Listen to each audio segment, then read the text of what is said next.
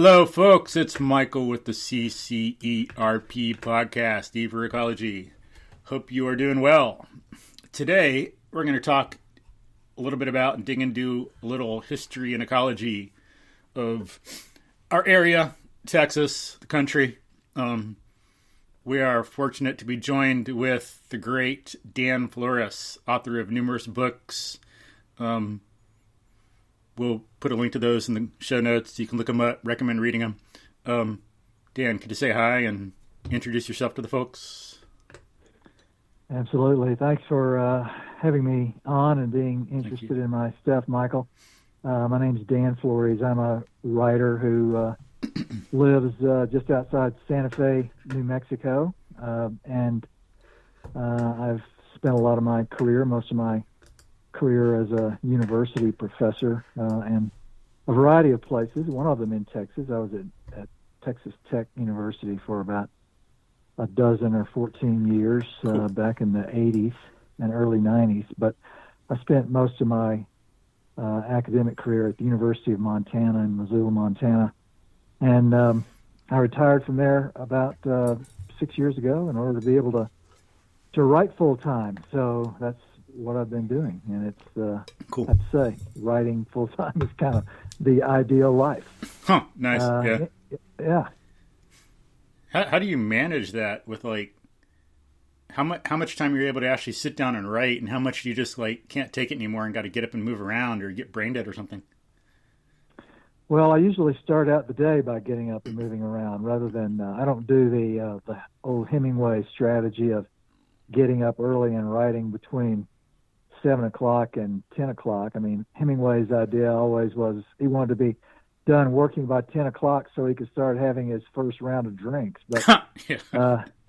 I tend to work the other way. I usually spend the mornings out in the beautiful natural world of Santa Fe County in New Mexico. I live outside town on some acreage and have a lot of wild country around me. So I will get up, and my dog and I will go for a run or go for a hike in the canyon behind the house, or do something outside for most of the morning. And then sometime in the early afternoon after lunch, I'll sit down and start working. And I usually try to work through the sort of slack times of the day, 1 o'clock, 2 o'clock, 3 o'clock, and then when the light starts getting nice again around 4 or 5 o'clock in the afternoon, I'll break off and head outside and spend some time outdoors again. Cool. So I've got this kind of, and I have to say the pandemic's a great time to be writing a book, because in pre-pandemic times, I mean, one spends a lot of time traveling around and talking about the books you've already written and just traveling for recreation and fun.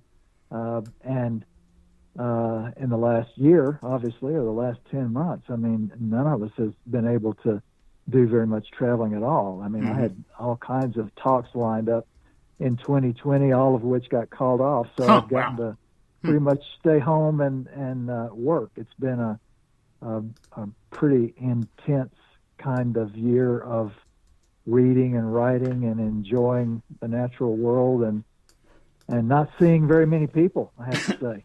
Yeah, that's harsh.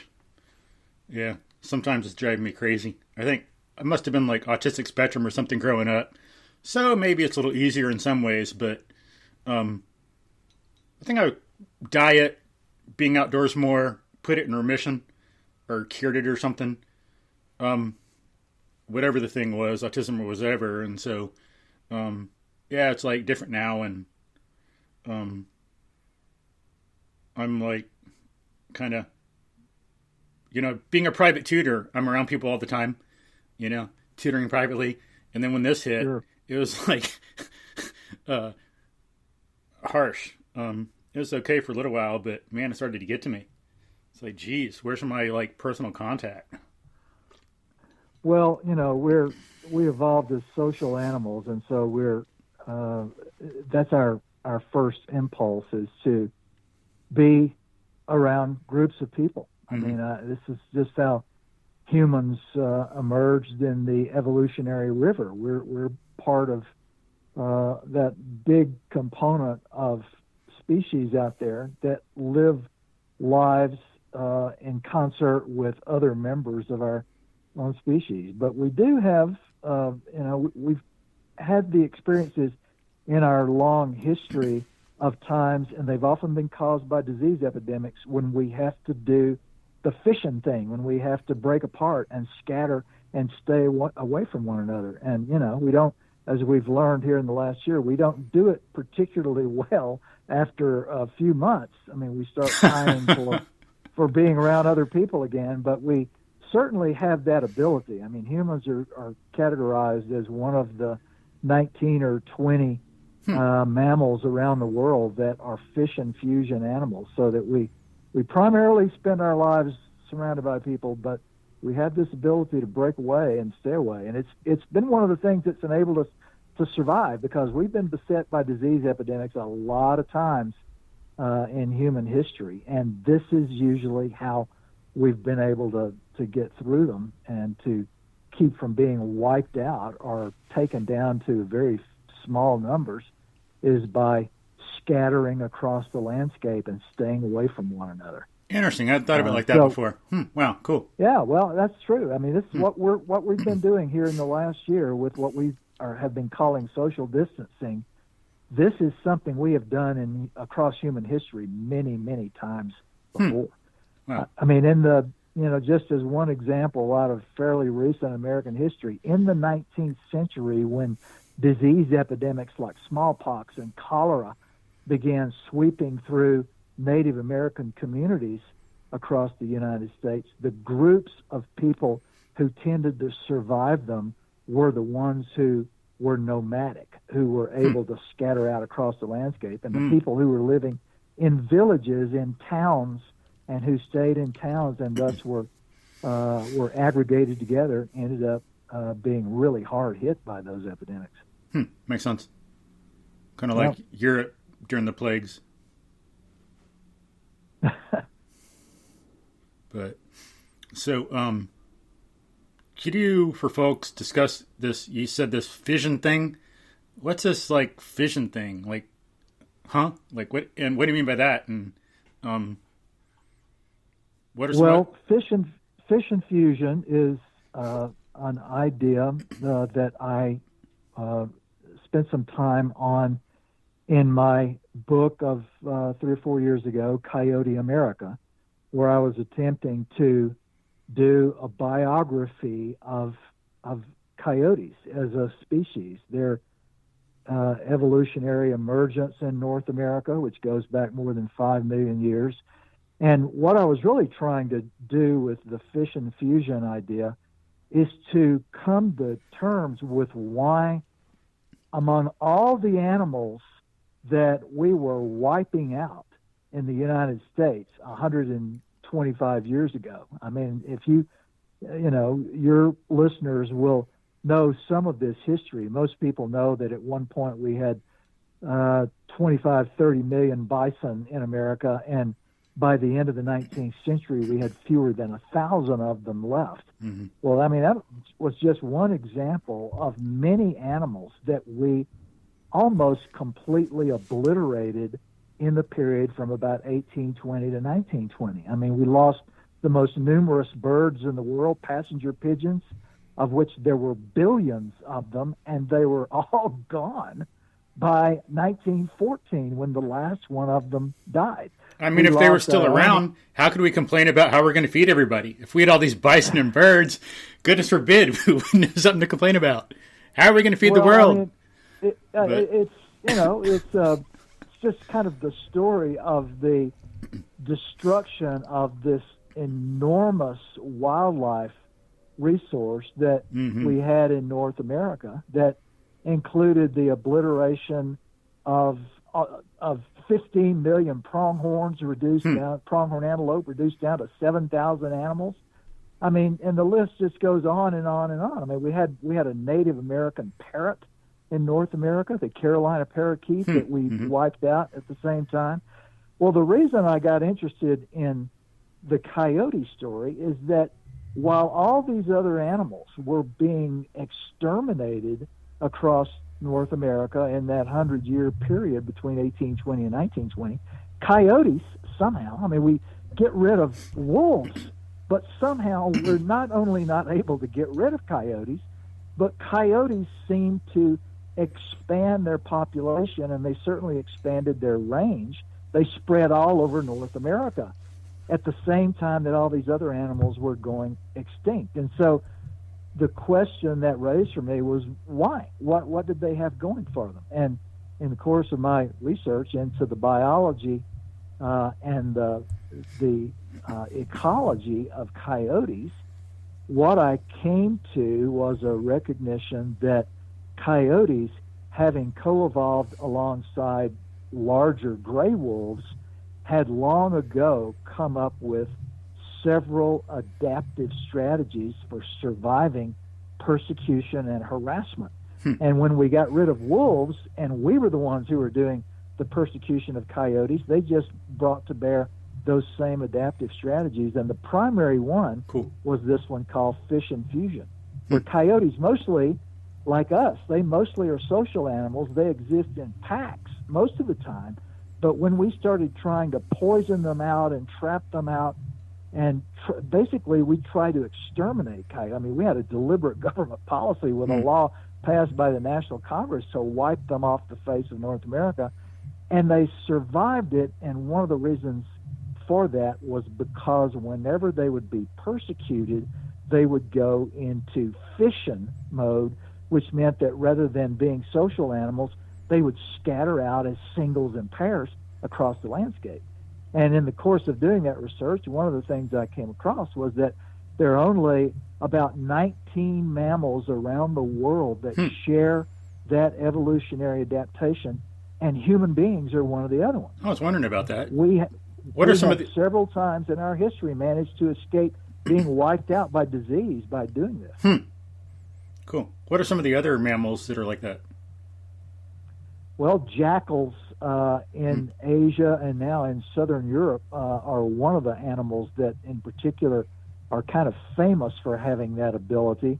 It's one of the reasons, for instance, that jackals have survived in Africa and in Southern Europe, while just as has been the case in North America, wolves have had a hard time surviving. So the animals that seem to call on that are primarily social animals in their evolutionary behavior. They exist as groups, but they have this ability to live alone or as pairs, at least for some period of time, in order to escape danger. And the ones that do that, like us, like coyotes, like jackals, tend to be sort of medium-sized mammals that are what biologists refer to as cosmopolitan, animals that can live in a lot of different kind of settings and can survive in a lot of diverse places. And evidently, being able to go into fission mode when you have to is one of the ways that you can survive the onset of real danger. That's kind of what we've been doing for a year now. Oh yeah, that's a good way to put it. Yeah.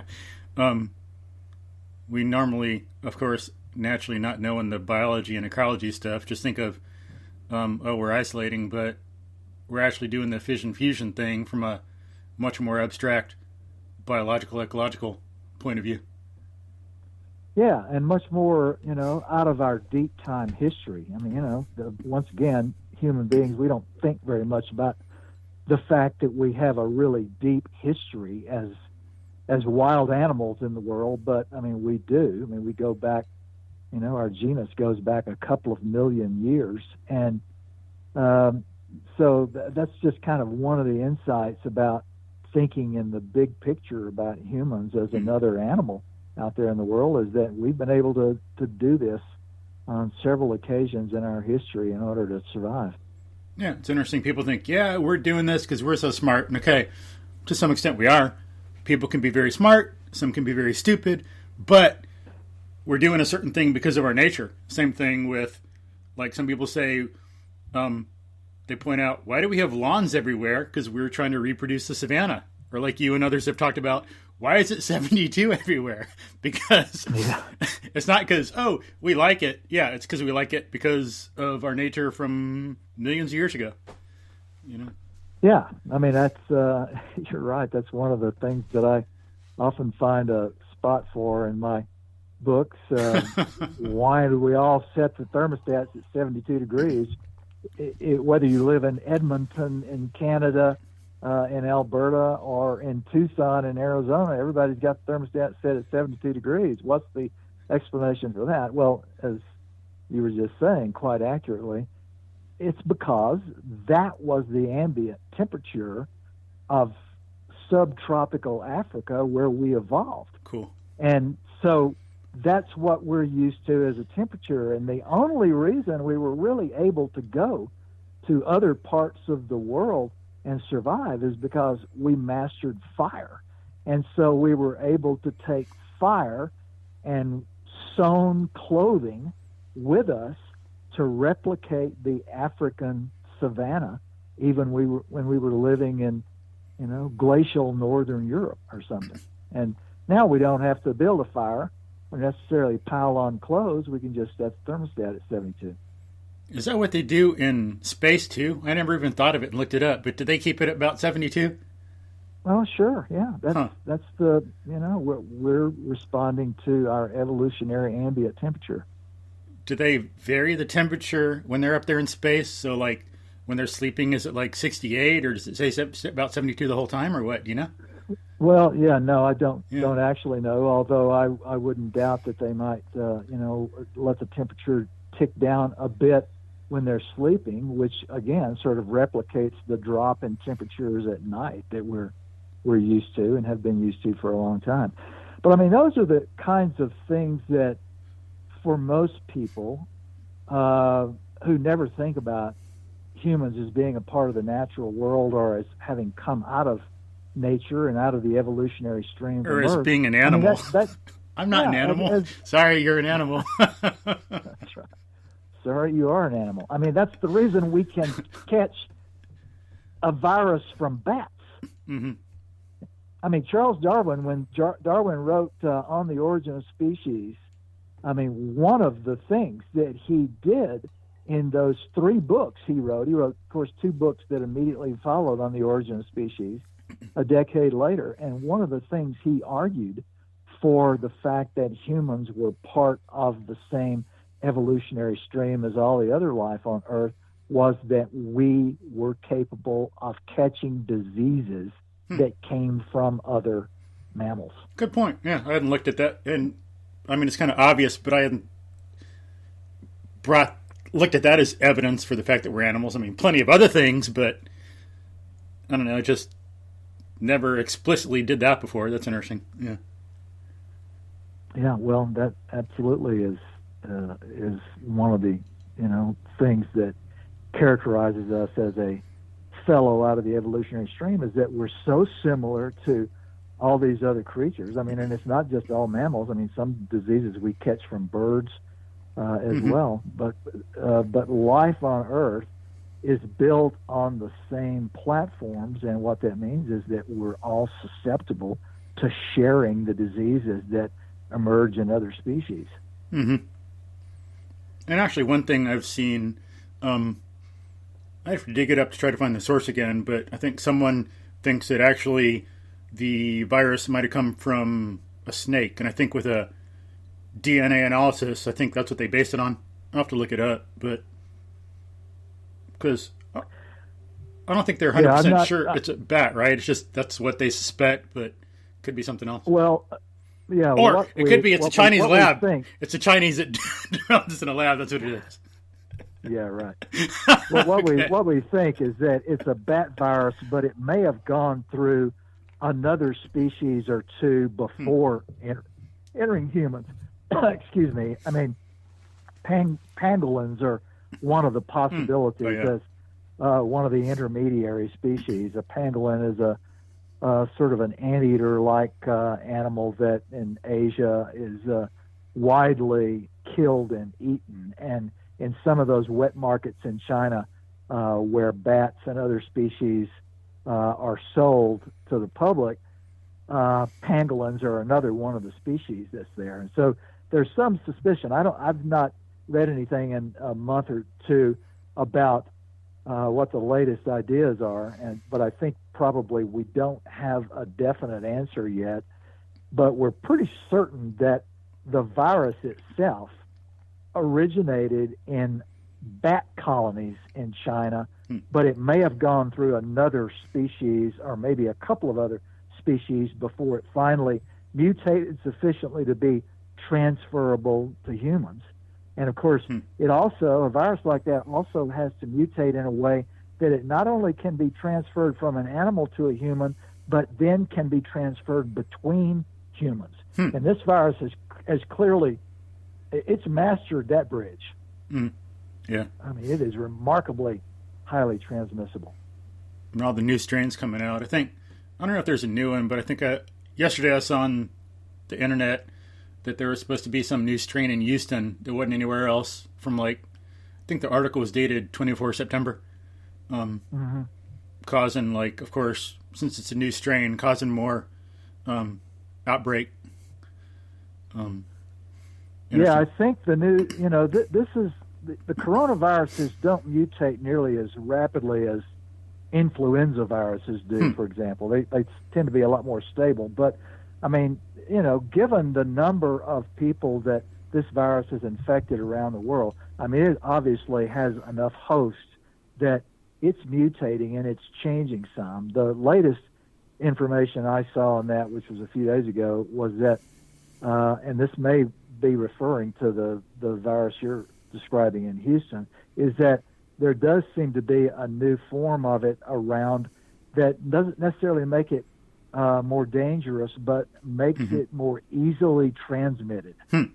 Sounds about right. So it's evolved in some way that that it's more easily passed between us. Yeah, because I remember him explicitly saying that it's not more virulent in the article. I don't remember the other part so much. I was just focusing on that. Yeah, that's probably the same same virus that I read about too. Not more virulent, but more easily transmitted. Well, yeah, hopefully it's not like one special one here and another special one in another city. Hopefully it's like the same one and it's more limited, easier to fight and stuff. Yeah, well, we'll see. I think these new RNA vaccines that have been developed are going to be pretty effective on whatever. I mean, you never can tell how a virus will mutate, but so far I think these RNA vaccines in particular are going to be pretty effective on it. So they're a lot more targeted to the specific virus instead of viruses in general. And we've never had RNA virus or vaccinations before. Wow. Interesting. I mean, cool. We've always gone a different pathway to come up with a vaccination. So, I mean, that's why the supposition is that these vaccines from Pfizer and Moderna seem to be so effective in the 95% range, whereas the influenza vaccinations that we get are usually only about 50% effective. Yeah. But this is a whole new strategy for manipulating the RNA of the virus. And that's, I think, why these vaccines seem to be really potent against it. Oh, cool. Then we just got to see how the virus adapts. Yeah. Well, that's right. We'll have to see. That's the way nature works. Yeah. It's like, I have a degree in math, and as I like to say to people a lot, it's like, calculus is easy. You want something complex? Biology. Nothing in mathematics adapts. Biology adapts and evolves and changes. Math does not, Well, that's the way it is. I mean, biology is a moving target. I mean, it is endlessly changing, and that's kind of, in ways, some of the absolute charm of it is that the biological world is not standing still. It's changing under our feet all the time. Yeah, fascinating. But didn't I make sure we got some of this clear. So like fission-fusion, fission would be breaking apart, going scattering around, fusion coming together. Exactly. So in the fission-fusion case, I mean, the normal condition for humans and coyotes is to live as members of a group. Mm-hmm. But and some animals, despite I'll just give you an example. One of the things that we think produced the tremendous attrition of gray wolves when the United States, pushed by the livestock industry, began trying to eliminate wolves from the lower 48. And one of the reasons for their attrition, one of the reasons why it only took about 30 years of the federal government, the Bureau of Biological Survey, really making an attempt, and all the state versions of it, to get rid of wolves, was because wolves were not fission-fusion animals. They exist only as fusion animals, as pack animals. And it became relatively easy for government hunters, for instance, to wipe out wolves, because if you killed one member of a wolf pack, you could use the scent of that animal and lure in and kill every other member of the pack. And I mean, I'll just give you an example of this. For instance, where I lived for almost a quarter of a century, Montana, when Montana was attempting, at the behest of the cattle and sheep industries, to get rid of wolves and coyotes between 1890 and 1920. Montana started out in the 1890s taking out something like 80,000 wolves a year and about 30,000 coyotes a year with its bounty program. By 1920, 30 years later, in 1920, in that year, Montana bountied only 8 gray wolves because they had been basically wiped out, but still paid bounties on 30,000 coyotes that same year. Interesting. And so coyotes had not diminished at all in that 30 years because of their ability to go into fishing mode, and wolves, without that ability, had essentially been wiped out in 30 years. Sad. Interesting. But, and so maybe buffalo are kind of fusion too, strictly, and so that's one reason it made them easy to kill off. Well, buffalo are definitely fusion animals. They're herd animals, of course, social animals, and buffalo and their response to being hunted down by market hunters in the 1870s, 1880s, was to aggregate in ever larger herds. I mean, they sought safety by coming together rather than splitting apart. And the act of coming together, of course, made them more susceptible to being killed. Yeah. Damn. But interesting. Yeah, so that's the big principle of this sort of simple term, fission and fusion, and that's kind of how it works. And because we too are animals, we're in the midst of this kind of phenomenon right now. Yeah, I never thought of fission-fusion as being so central to our evolutionary history like that and survival. But yeah, it's what's going on now, gone on other times, as you say. Interesting. Yeah. So if not for that, we'd be suffering from COVID a lot more, kind of more like maybe the bison or the wolves, so to speak, and being more like the coyote, we're able to spread out. Even if we suffer psychologically, we can still do it. Well, yeah, that's exactly it. So, in my state right now in New Mexico, our governor put us in lockdown for the second time. 2 days ago, she put us in lockdown again, and one of the things she wants everybody to do is to stay home, not go out, only go somewhere if you have to go to the grocery store, or if you have to go get a flu shot, or just for essential business. But otherwise she wants everybody to stay home. And of course, what that is, if you think about it in the terms of what we've just been talking about here over the last few minutes, is we have a governor in New Mexico who is imposing fission living among the population here. She's trying to keep us apart from one another and not let us come together. Mm-hmm. And so it's, you know, whether we know the long-term history of humanity in big history terms and or not, I mean, we're nonetheless doing something that we have done many times before to try to survive things like disease epidemics. Cool. Too bad people just don't know more about our animal nature and biology, though. So some people are misdoing the stay-at-home thing. Need to get outdoors, need the vitamin D, need the sunshine, need the fresh air. Staying indoors is doing something not appropriate to our species, not species appropriate. Americans are already suffering from not having enough vitamin D. That just makes it worse. Then they're more susceptible to being sick. And I think I've seen something recently how a good study that showed how vitamin D is important for good cognitive function too. Oh, absolutely. I mean, there have been some studies that a lack of vitamin D produces a susceptibility to the virus too.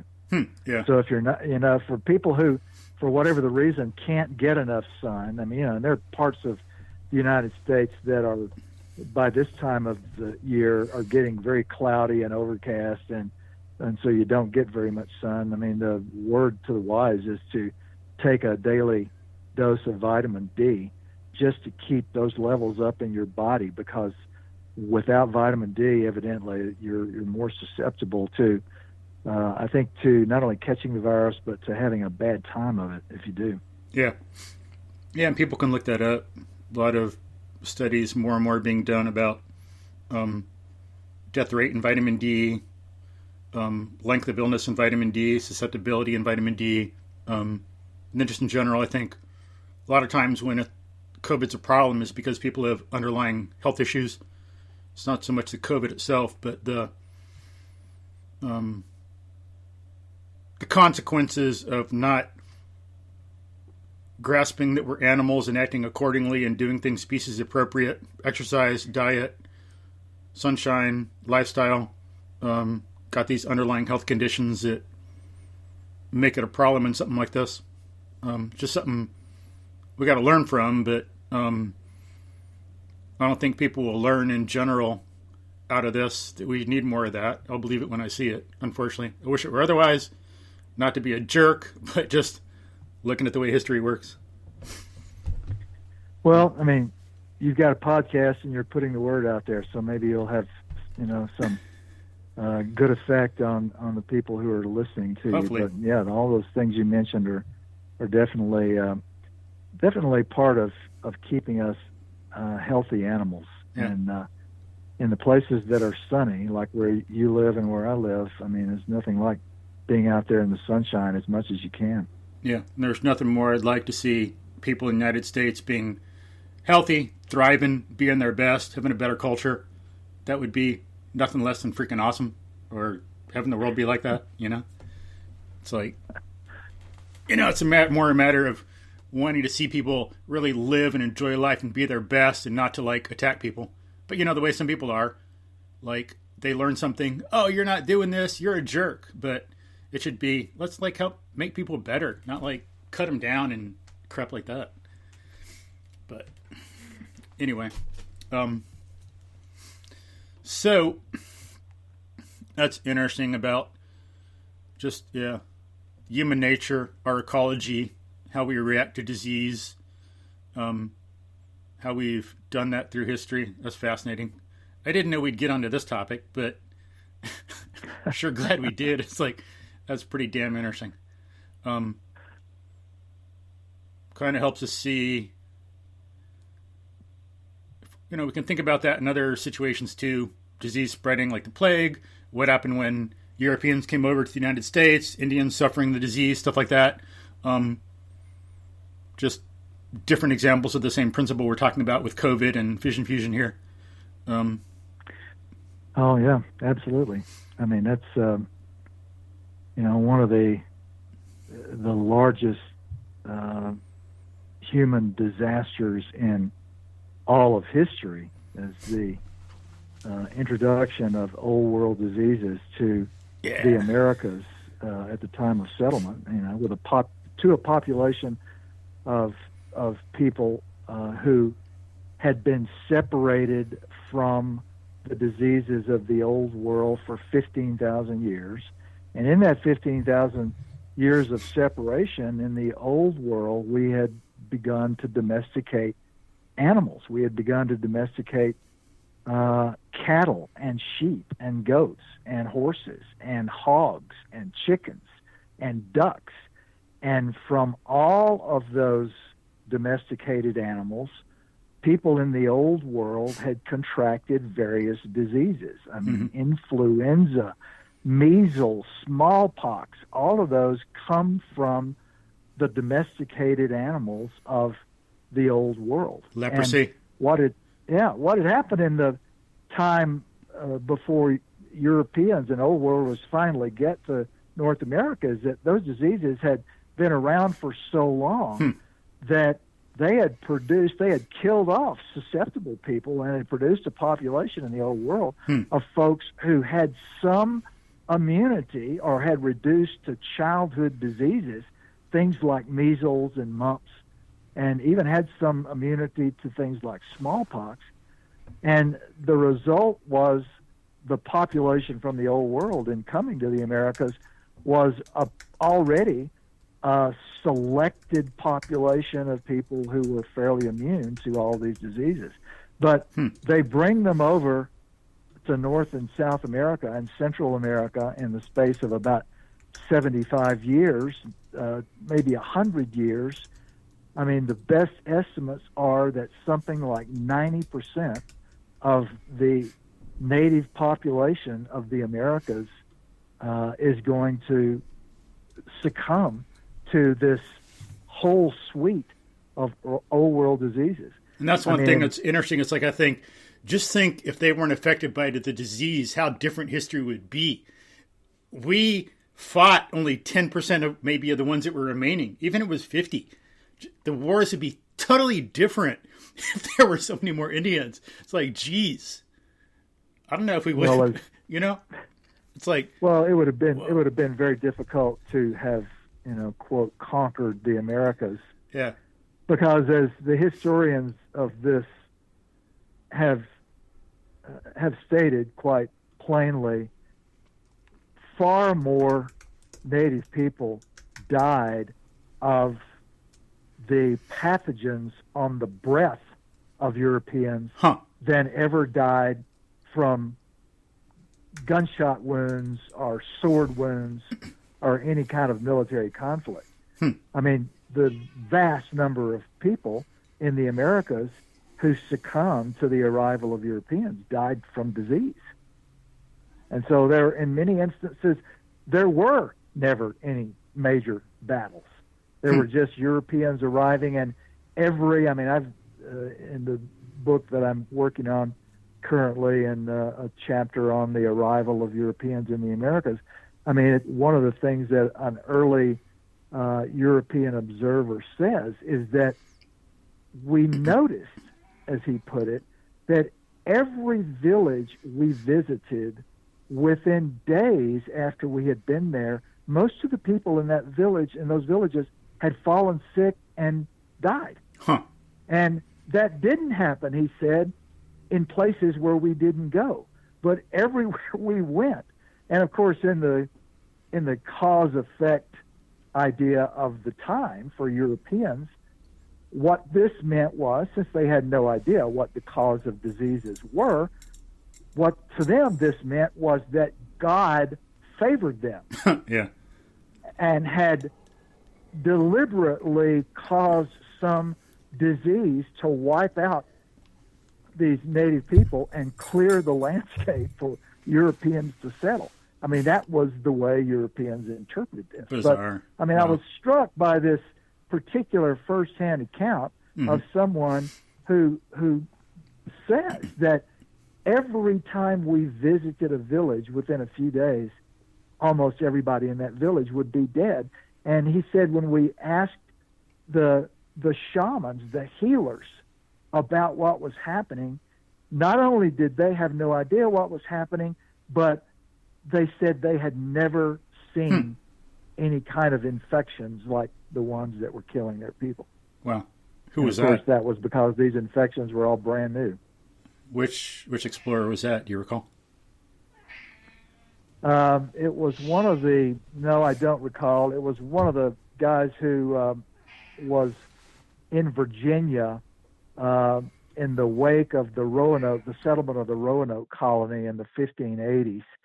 And what I was interested in, because the book I'm working on is about the relationship between humanity and North America's wild animals, I was primarily interested in what accounts these early descriptors were giving of the animal populations along the Virginia seaboard. But so I don't remember, this was one of the 4 or 5 people who, during the year and a half that the Roanoke colony survived off the coast of Virginia, that it was in place. And they were coming, and they had gone inland, and he had made this comment that I mentioned about everywhere they went, the people in the villages were dying in the wake of their visits. So, I mean, that's how wildly toxic these Europeans were. And of course, they had no understanding of how diseases were passed on. They did know from their experiences with things like bubonic plague and like smallpox that whenever a disease hit, what you did was you went into fishing mode. You scattered out across the countryside, because if you remained in towns and remained in cities, you were almost certainly going to get infected. Yeah. So what people did whenever a disease hit was, I mean, you scattered. Or as Henry VIII did when smallpox hit England, I mean, he basically locked himself up in his room in London and essentially stayed inside until smallpox passed out in the city. Interesting. And didn't, I think in reading some things about Cabeza de Vaca, I think I remember reading someone saying that Texas used to be so populated, no matter where you were, you could look out across the countryside and see a fire here and there, anywhere. Yeah, I mean, you know, one of the wonderful things about Cabeza de Vaca's journey that speaks to that exact thing is that when he and the other 3 survivors finally get permission to basically leave the settlements along the coast there between Houston and Galveston and go inland. And of course, what they want to do is they want to go inland and then to the west to try to find other Spaniards. Mm-hmm. I mean, essentially what his account says is that they never spend a night camping outside. They stay in a town every single night. Wow. Because the country is so densely settled with people that, I mean, you don't go more than a few miles until there's another village. Wow. And so they stay in towns literally every night. But of course, you know, in addressing what we've been talking about, I mean, the reason that those 4 guys with Cabeza de Vaca in the lead are able to do this after being essentially captives for several years, suddenly now they're freed and able to travel across Texas and the Southwest, is because their Spanish shipwreck has introduced disease. And for some reason, then, as the natives notice, everybody else is dying of the diseases, but these 4 people don't seem to be affected. And so they were regarded as being supernatural and healers and magicians and sorcerers and shamans. And as a result of that, they were able to travel, without escorts across the early Southwest in search of Spanish towns, which they finally find. But I mean, it's in the context of this introduction of disease, and here are the Europeans who don't seem to be affected, while the Indians are dying on all sides, and so it elevates them in the eyes of the native people, so they're able to travel. Oh, that makes sense. Yeah, because I've read that they were able to heal people, or thought they were able to. Some of the Indians thought they could heal people, some things like that. But that's a good point that if they're not getting sick, they might be regarded as favored. That would help elevate them, as you said, keep them safe. Interesting. Yeah. Well, it did. I mean, of course, that story is that's one of the great early European stories in North America. I mean, these guys who are shipwrecked on the Texas coast, and after several years, only 4 of them are left, and they managed to travel, do essentially a transcontinental travel from the Gulf Coast, literally to the Pacific Coast, where they finally began to find other Spaniards down in Mexico. But yeah, that's one of the great stories. I've always wondered why someone hasn't done a historical dramatic movie of it, with no doubt Antonio Banderas playing Cabeza de Vaca. Yeah, that'd be great. But there's other good things like that too. Like some guy, black guy, was a U.S. Marshal. That'd make a great movie. He would rarely use a weapon. Didn't need to. Just so clever. Very highly regarded U.S. Marshal. Captured a lot of people. Don't recall his name right now. Or what's his name? The guy that was friends with Abraham Lincoln. Oh, Frederick Douglass. I'd love to see a movie about Frederick Douglass. Indeed, yeah. That guy was a total beast. Yeah. It's like, geez. Self-taught. Yeah. Beat up there was some guy who was supposed to beat up slaves to control him, and Frederick Douglass beat him up. That'd be a freaking great scene in a movie. But well, Douglass was with Quentin Tarantino directing, and so then Frederick Douglass could not only beat the guy up, but he could shoot down 30 or 40 of his friends. I mean, Frederick Douglass is obviously one of the great heroes of 19th century America. One of my heroes. No doubt about it. Yeah. But anyway, back to Cabeza de Vaca. So, what do you know about his trip and like what he wrote about the area around here, South Texas? Well, one of the things that I have been intrigued about is,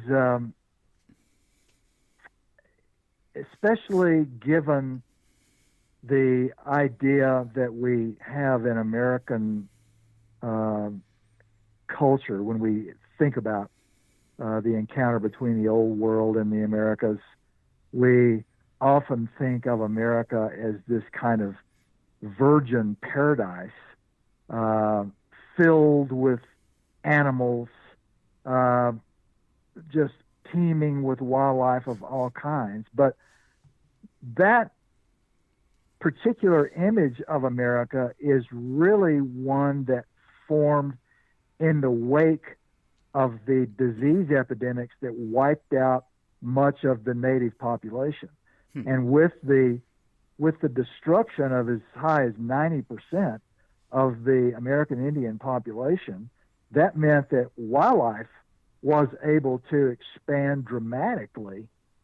And so those early images and ideas about virgin America with all this abundant wildlife is really the post-epidemic period. Cabeza de Vaca was kind of like there. A movie, like post-apocalypse. Yeah. Yes, it's the post-apocalyptic period that produces this great wildlife abundance. And Cabeza de Vaca is our corrective, or one of our correctives for that, because he's there in the 1520s and 1530s before these disease epidemics really run wild across North America.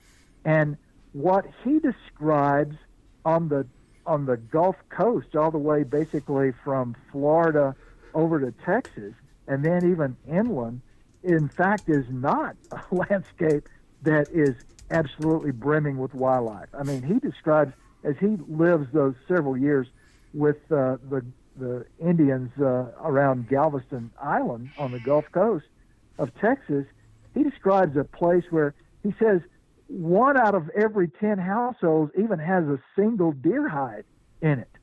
And the only time of year when everybody really eats well is when the prickly pears are producing fruit. And that only lasts for about 3 months. And then when that's done, everybody is basically scrounging, trying to find enough food to eat. So he's describing a situation before the apocalypse where the Indian population is high enough that that wildlife populations are actually pretty suppressed. I mean, the only group of people that Cabeza de Vaca travels through, that he says have a huge abundance of things to eat, are basically the buffalo hunting people of the southern high plains. And when he gets among those people, he said, okay, they've got lots of goods, lots of things to trade, plenty to eat. But everybody else he travels through is kind of scrounging around for food because the Indian populations are large enough that wildlife populations are suppressed. So that's kind of one of the things that's always intrigued me about Cabeza de Vaca is that he gives us a kind of a true take on what North America was like before disease epidemics so reduced the Indian population that suddenly there are deer and elk and bears and all kinds of things everywhere. And even when they had the prickly pear, when they're writing about that, I think the people had to travel to get there too, right? It's not like it just sprouted up wherever they were. They had to travel to get to it. Yeah, that's right. I mean, they traveled. I mean, South Texas was, of course, one of the places that they went to harvest the tunas or the prickly pears. But yeah, so it was prickly pear season that was the fat time in those years when Cabeza de Vaca was a captive of the Gulf Coast Indians, and that was the time when everybody had enough to eat. The other seasons, though, they tended to really not have a whole lot. I mean, and imagining a situation where only 1 out of every 10 dwellings has a single deer skin, because deer are not populous enough that people can make use of their skins. I mean, that's really quite a commentary on how suppressed deer populations must have been as a result of the population size of the Texas Gulf Coast. What all did they eat? So, because I know in the area now we got swamp rabbit, a bigger rabbit than some others. It's like 5 to 6. Marsh rabbit, like in Florida, is only 2 to 3 pounds. There's another cottontail out here besides the swamp rabbit that weighs less in my area. Deer, different birds. Did Cabeza de Vaca or anybody write about how much river mussels were part of their diet? I don't recall that he says a great deal about what they ate during the slack times, during the times when the prickly pears weren't ripe. But some of it was so disgusting, he said he wouldn't even write about it. Yeah, and I think because it was fairly common for Native people to you didn't waste very much. So if you did kill some kind of a mammal, a deer or a raccoon or something, people ate everything, including the entrails. And I think that's probably most Europeans of the time regarded that as as very unsavory. But so I don't recall that he said a great deal, but he did. My memory of his account does leave me with the impression that he kind of implied that they did harvest the abundance of the Gulf Coast itself, of what what came up in the tides, and that would probably mean oysters and, who knows, in the freshwater creeks, probably crawfish, frogs. But he didn't. I don't remember that he ever got very specific about that. He was very specific about the fact that there were very few deer, and that when the prickly pear tunas became ripe, that was when everybody was living high. But I just don't recall that he said a great deal about what they were eating the rest of the year. Because I know we got in the local creeks, there are some giant flitter mussels, some, if I'm remembering these combinations of words right, yellow sand shell, fragile paper shell. And there are some bigger mussels. They're like 4.5 inches long, can be like 3 or 4 inches wide. I imagine that could be get a number of those, and that could be some good meat. Oh yeah, I would imagine so. I mean, and no doubt, of course, they were harvesting a vast amount of plant material of all kinds. I mean, the native people along the Gulf Coast were hunter-gatherers, probably with more emphasis on the gathering than anything else. Mm-hmm. They were not agriculturalists, so they were not farming, but they were certainly harvesting a lot of plant materials and eating all kinds of local plants that one could use to tide you over. But I guess my major point in even bringing it up was to point out this difference between what the possibilities in North America were like before the disease apocalypse and after it. Yeah. After it, suddenly, you have all these wonderful descriptions of vast herds of deer and elk and bison, and I mean, just all kinds of animals are available everywhere. And then over the next few centuries, they're rapidly drawn down. Everywhere Europeans establish a town, the primary rule of thumb was that if you put down a European town, you can hunt and live off white-tailed deer for 3 to 5 years. And certainly by 5 years out, there are going to be none around within reach. Every town across America, this pattern seemed to follow. Within about 3 to 5 years, whatever wildlife was within the vicinity of the town that you established was wiped out. I mean, and that was one of the incentives for people continuing to push west and found new settlements. I mean, and it became an incentive for native people to do the same thing. There were a lot of Indian people who were also migrating westward during the 17th, 18th, and 19th centuries because there was always more wildlife farther west than there was from the Atlantic shore, say, to the Appalachian Adirondacks. I mean, that country was fairly quickly hunted out. And then from the Appalachian Adirondack crest to the Mississippi River, that was hunted out basically between about 1760 and 1820. Almost everything was hunted out there. And after 1820, it's basically west of the Mississippi. It's out in the American West. But yeah, that was the pattern. I mean, and Europeans had come out of this tradition where only the elites, only the kings and the nobility got to hunt in the old world, in France, in Europe, in Germany. And when Europeans migrated to the Americas, all those restrictions were gone. So we kind of regarded it as one of our franchises that we got to hunt everything until all the animals were gone in North America. And no colonial law against hunting deer or wild turkeys.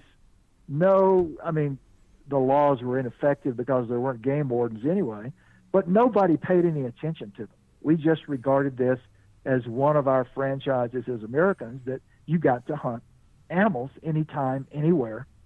And it was one of the great struggles of American history, really, about 100 or so years ago, to finally get people to accept the fact that it was their right just to go out and kill animals at any time of the year and then sell them. And of course, that's what we did with a lot of the wildlife in America, is we sold it on the market. I mean, we killed all those passenger pigeons, for example, primarily to supply restaurants in Philadelphia and New York City and Boston, and to feed hogs in the Midwest. Yeah. So it was not just shooting them down for sport or something. It was, I mean, and that was what happened to bison too. It was the capitalist market system, and these were resources, just like oil is in the 20th century. Wild animals were resources in the 18th and 19th centuries, and so we killed them as natural resources as part of the market economy. Kind of destroying the land too. Similar thing with agriculture. People would come out, tear up the land, put annuals on it. Then when it wasn't fertile anymore, move on to new land, tear down more trees and stuff, instead of maintaining the the farming husbandry principles from Europe. Even like Jefferson wrote about that somehow. He wanted the land to be more taken care of, each parcel, the farm, instead of just being used and thrown away. And so now there's, all this erosion. Still, we got this bad tradition of dealing with the land. A lot of these annuals that are growing causes major soil loss. And that's just throwing away what you depend upon to grow crops, So similar kind of thing with agriculture and farming as with the animals. Yeah, well, you're exactly right. It's the same principle. I mean, and based on migration too, the same thing. I mean, in the 19th century, a lot of farmers, it was one of their brags that they, in the course of their lifetime, they had gone through 3 farms or 4 farms. They had started in Virginia, and then they had gone to Kentucky, and then they had gone to Ohio, and everywhere they had gone, they had, in about 15 years or so, basically destroyed the fertility of the soil. Mm-hmm. And what do you do when that happens? You just pick up and you move on 200 miles to the next spot and start again and do the same thing again. And then after you ruin that place, you move on and do it again in the next couple of states over. So it was very much the same principle of tracking ever westward to find new populations of animals to exploit for the market. I mean, agriculture kind of did the same thing. Yeah, too bad it wasn't more ecologically informed. But even what Adolf Leopold, the great naturalist, had to learn that himself. I think Roosevelt, some others wanted, as you know, something I learned in some of your books, predators killed off. So, whoa, hey, we can have more deer and stuff to hunt. And, oh, whoa, it's like unintended consequences. But yeah, indeed. Yeah, lots of unintended consequences. But, the American sort of mindset throughout the colonial period, and I mean into certainly in the 20th century without any question, is, nobody has to think very hard about any of this. You don't have to put your mind to figuring out how to make this last, because there's an enormous amount of it out there. So you just go on to the next place where there's more of it, and so some people, after watching the destruction happen in the East and in the Midwest, on the Great Plains, and on the Pacific Coast, they began to realize that, wow, this is maybe not a very good strategy for us to employ. But most Americans just kind of have never thought very hard about things like that. The idea of making it economically, of being successful economically, was more important than the destruction of the world around them. And, that's ultimately brought us to the fix we're in now with climate change. But it's a long pattern. It's similar to the pattern of, employing fission to escape being taken out by diseases. It's one of the things that we've done in history on numerous occasions, and in American history, it's really kind of a pattern that we've been pretty myopic about the natural world around us. We just don't pay too much attention to it as long as it's producing and making us economically solvent. I mean, we just don't worry too much about it. Yeah, it's just too much taken for granted. It's just there. Well, no, it's not just there if it's gone. But yeah, it's like part of our history. It's in our human nature to kind of migrate and move. I mean, that's how we got over here. That's why we're going to Mars, things like that, going into space, migrating, going to new places. And didn't you say in another podcast that when modern humans came over to go from Edmonton to the tip of South America, you said one hypothesis, I forgot what it's called, was it just took 300 to 400 years. Overkill. Pardon? Yeah. The overkill hypothesis. Yeah. 300 to 400 years to go from Edmonton to the tip and then kill off all these species as well. Yeah, 300 to 400 years to make that migration, and wow. That's quick. According to Paul Martin's overkill hypothesis, on the way, destroying 300 million animals. Wow. But it's what fueled our migration out of Africa and around the world. I mean, we track out of Africa as soon as we're able to control fire and take that 72-degree temperature with us into Europe and into Asia and into Siberia. And what we're doing is we're endlessly trying to push into places where other humans haven't been yet, because when you get to those places, you not only find undiminished populations of animals, but you quite often find populations of animals that don't regard humans as a danger or as a predatory threat. And so you're in effect inserting yourself among populations of animals that are innocent of the danger that humans represent. And those, of course, are very easy to kill. And so that's how we basically move out of Africa into Europe, into Asia, into Indonesia, into Siberia, across the Bering Strait, the Bering Land Bridge, into North America, all the way down through Central America to the tip of South America. And those, of course, North America and South America, are the last two big continents that humans discover on Earth. It's kind of the last grand place to go where you can find undiminished animal populations and animal populations that are innocent of humans as predators.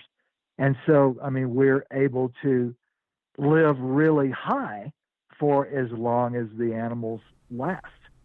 And I mean, that's kind of what we did in America in the colonial period up through the 20th century, is we lived really well on this superabundance that was there.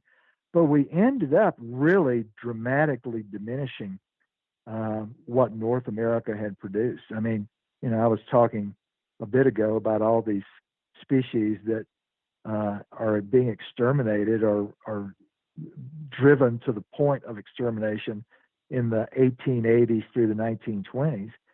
But if you've ever read a journal entry that Henry David Thoreau made in 1856, Thoreau kind of puts all of that into perspective, because what he was writing about was the Massachusetts he inhabited in the 1850s compared to the Massachusetts he had read about when the Puritans had arrived, and people like William Wood had written these descriptions of all these diverse species of animals, huge populations of them, that in the wake of the disease epidemic that had taken out the local Indians, were populating Massachusetts. And what Thoreau sat there one morning in 1856 and wrote about was, he said, it's like a symphony where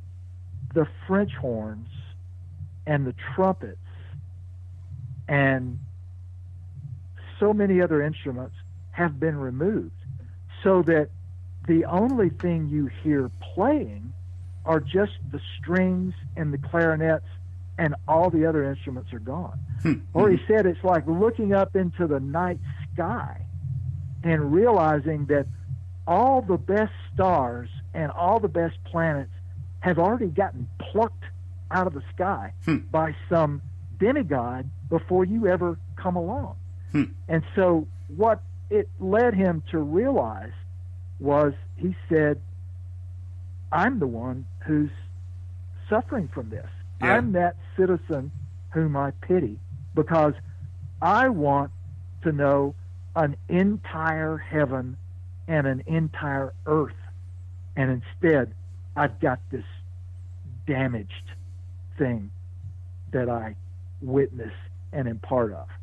Amen. So what all those people did who wiped out passenger pigeons and Carolina parakeets and great auks and diminished bison to the point where there were only 1,000 of them left, and pronghorn antelope from 15 million to 7,000, and on and on and on, wolves to the point where there were none left, not even in Yellowstone National Park in the late 1920s.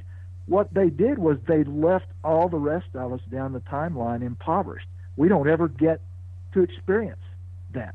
The only way we know anything about it is to read how somebody described what it was like to sit there and have millions of passenger pigeons flying over you on their way to a roost.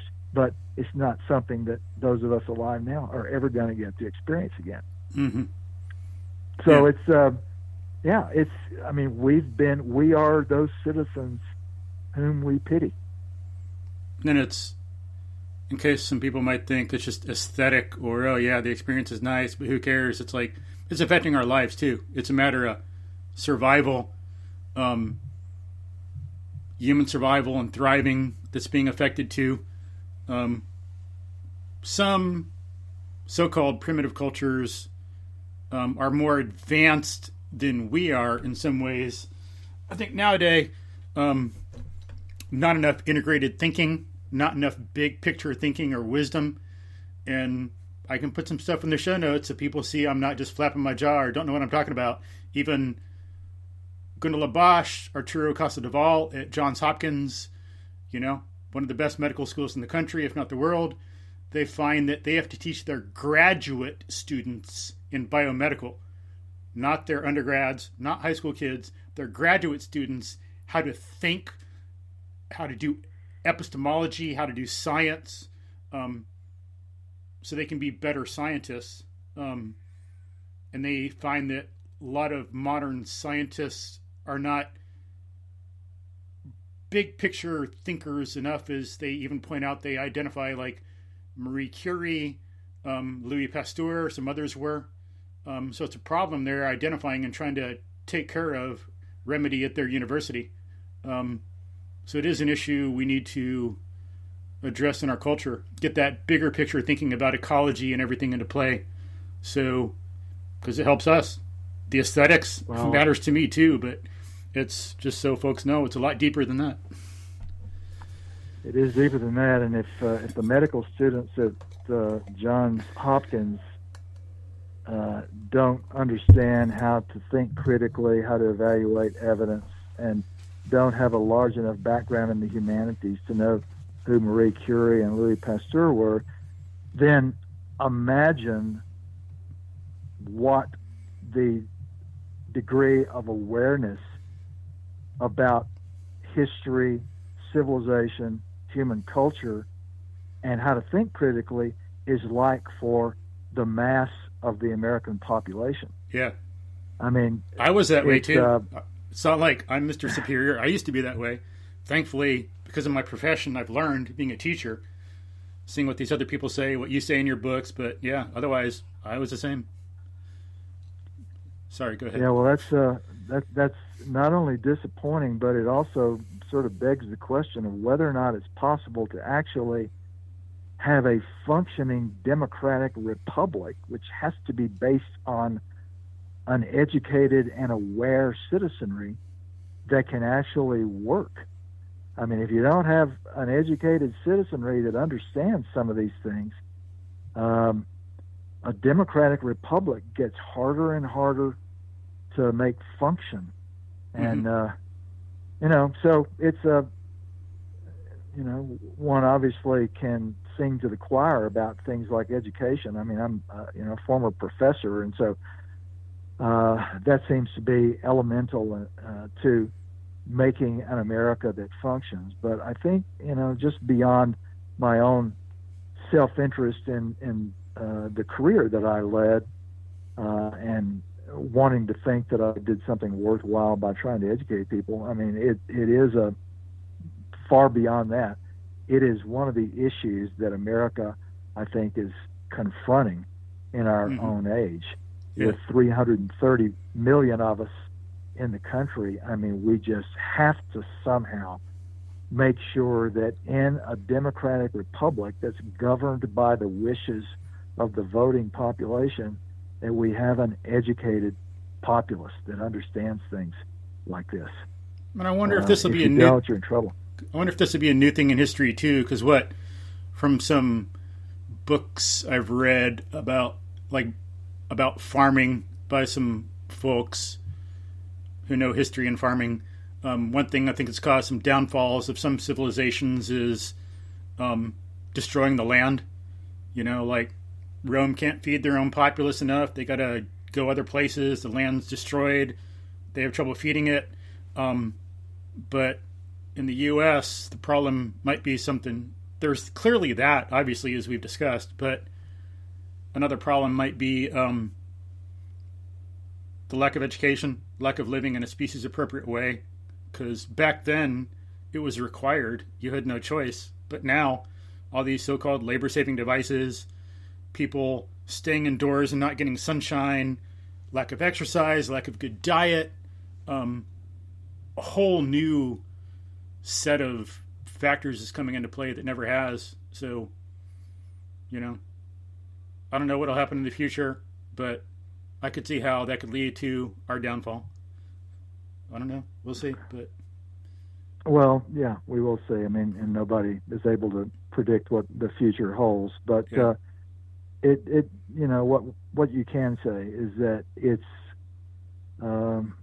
it's beneficial. It's no doubt beneficial to have your population be widely educated in the humanities, which includes literature and art and the study of civilization and in science, because science is our best way of knowing things without letting our biases creep in, because the scientific method is based around the principle of anytime you perform an experiment, you change only one thing at a time so that you can identify the particular element of the experiment that is causing the outcome, and that experiment has to be duplicated by other people before it can be widely accepted among scientists. I mean, this is just sort of basic science 101, plus ultimately the great thing about science, as opposed to many other ways of knowing, is that science is endlessly engaging in self-correction. Anything that it has gotten wrong, it inevitably will bring to bear under scrutiny, and it will get changed, so that truth is in the scientific world is always changing, because I mean, it's just like the complaints people have made about the Center for Disease Control back in February and March, telling us that, okay, masks aren't going to work, forget about that, don't put masks on. By the time we got to May, the CDC is beginning to change its tune. Maybe masks are a good thing. Now, and I was just reading this morning, we think that when two people are talking to one another and they both have masks on, that prevents the spread of 70% of virus particles between those two people. And I mean, the reason that changed over 10 months' time is not because the scientists were lying to us back in February. It's because they hadn't done enough scientific experimentation yet to determine whether or not masks were really going to work. Well, over the last 10 months, they have done so. And so this is kind of on a small scale way how science works.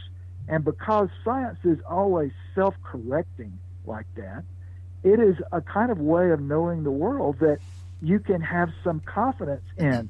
It may have been wrong in February, but they're getting it more and more right all the time. Now, 5 months out, we may have some new version of how effectively masks work and what you can do to make them even more effective.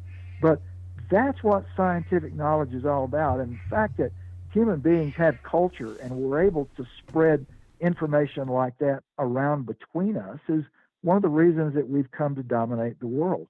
So, I mean, this is just the sort of thing that it seems to me for a successful future of the human species, we have to come to terms with a world where as many people as possible understand as many of these things as they can. Things about history, things about literature, things about art, things about science and the scientific method. And the closer we get to a kind of a realization of that, I think the better we're going to be off in terms of our survivability on the planet. Because it takes knowledge like that, especially as many of us as there are now, in order to make a planet that's going to have a long-term future. Yeah.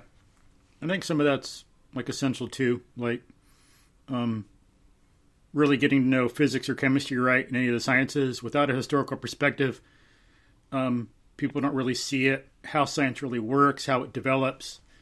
You learn a lot about logic and epistemology and the mistakes people can make. Like there's some books I've read about the history of physics that have helped me understand science a lot, way more than just taking some physics courses in college where it's just memorize and forget, regurgitate. You don't know why things happen. But like Introductory Physics by Dr. Herbert Priestley. He was English, Royal Air Force, came over as, forgot what it's called, interact between the English and American governments during World War II, stayed in the U.S., taught in Virginia. Very interesting book. I don't agree with what he says about science or the scientific method, but the history of physics is fascinating. Or Dr. Eric Rogers, Physics for the Inquiring Mind. That gives you a whole different take on and understanding of physics and science.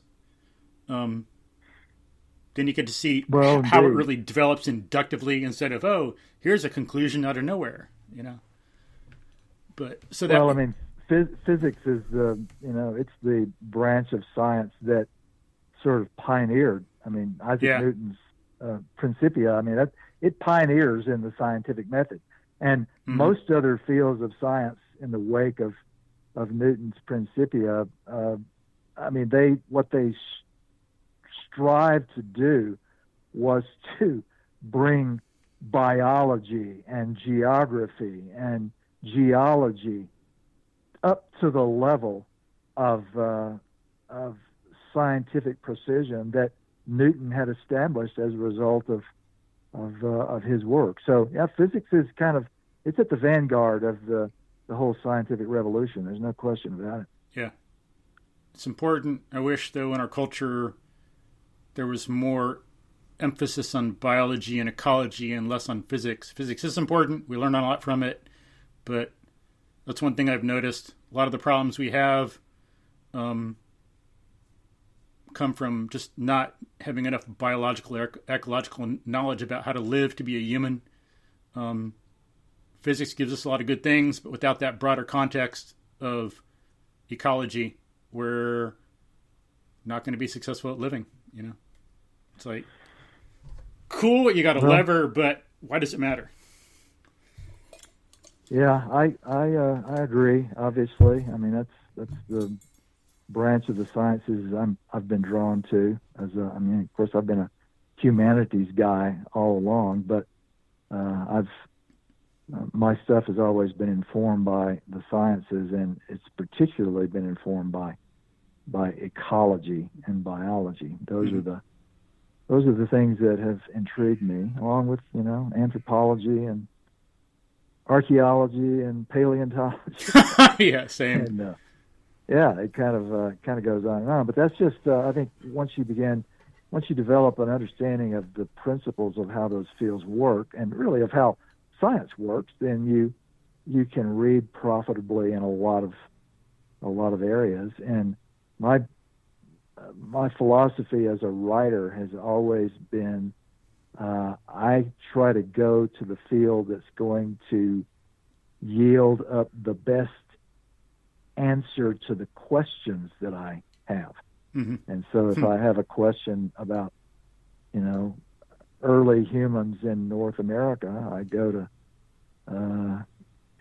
paleobiology and paleontology and archaeology and see what the people who are working in those fields have to say about it. Go ahead. Well, I was just not really anything of any grand import other than to say, one can hope that America has a future where we're doing better at these kinds of things than we seem to be doing at present. Mm-hmm. We don't seem to be pulling this thing that you and I have been talking about as an ideal. We don't seem to be pulling it off very well right now. Mm-hmm.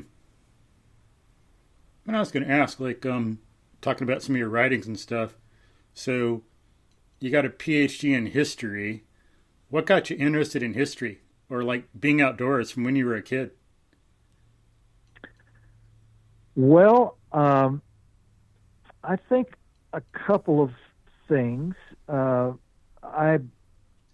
My family, my dad's family in particular, had been in Louisiana where I grew up. I knew for a long time. I was the 8th generation of my family to have been in Louisiana, which means that my family has been there since 1716, so more than 300 years. So I was intrigued by that, and some of the stories that I heard about various members of those generations who were traders to the Indians and had gone further west up the Red River that I grew up on to trade with people hundreds of miles up the Red River. And so I was, I think, spurred by that. I was also, I was intrigued by the West, which led me to history too, by being taken as a 4-year-old on a vacation from Louisiana out to New Mexico. We went to Carlsbad Caverns and went to White Sands National Monument. And as a 4-year-old, these were among my first memories of being in these places that were so strikingly different from Louisiana, where suddenly, there's no vegetation, the ground is white sand, there's this cerulean blue sky overhead. And those were images that I had with me for most of my young adolescence without really remembering what they came from. I didn't find out that that's where those memories came from until I went to a family reunion back in Louisiana when I was 38 years old, and I had an aunt remind me that, well, don't you think maybe you're interested in the West because when you were 4 years old, we took you out to, and it was something, oh my God, you're right, I do. Yeah, so those things I think played a role, and I think the other thing, I was always interested in storytelling, and a lot of history, of course, it's stories. And so, and it seemed kind of when I got to college, I was an English major to start out with. And in fact, I got a dual degree as an undergraduate. I got a degree in both English and history. I added history when I was a junior and took enough courses to end up with a dual major in both English and history. And the part of history that drew me was the storytelling part. So I started out knowing I wanted to be a writer. That's why I was in English.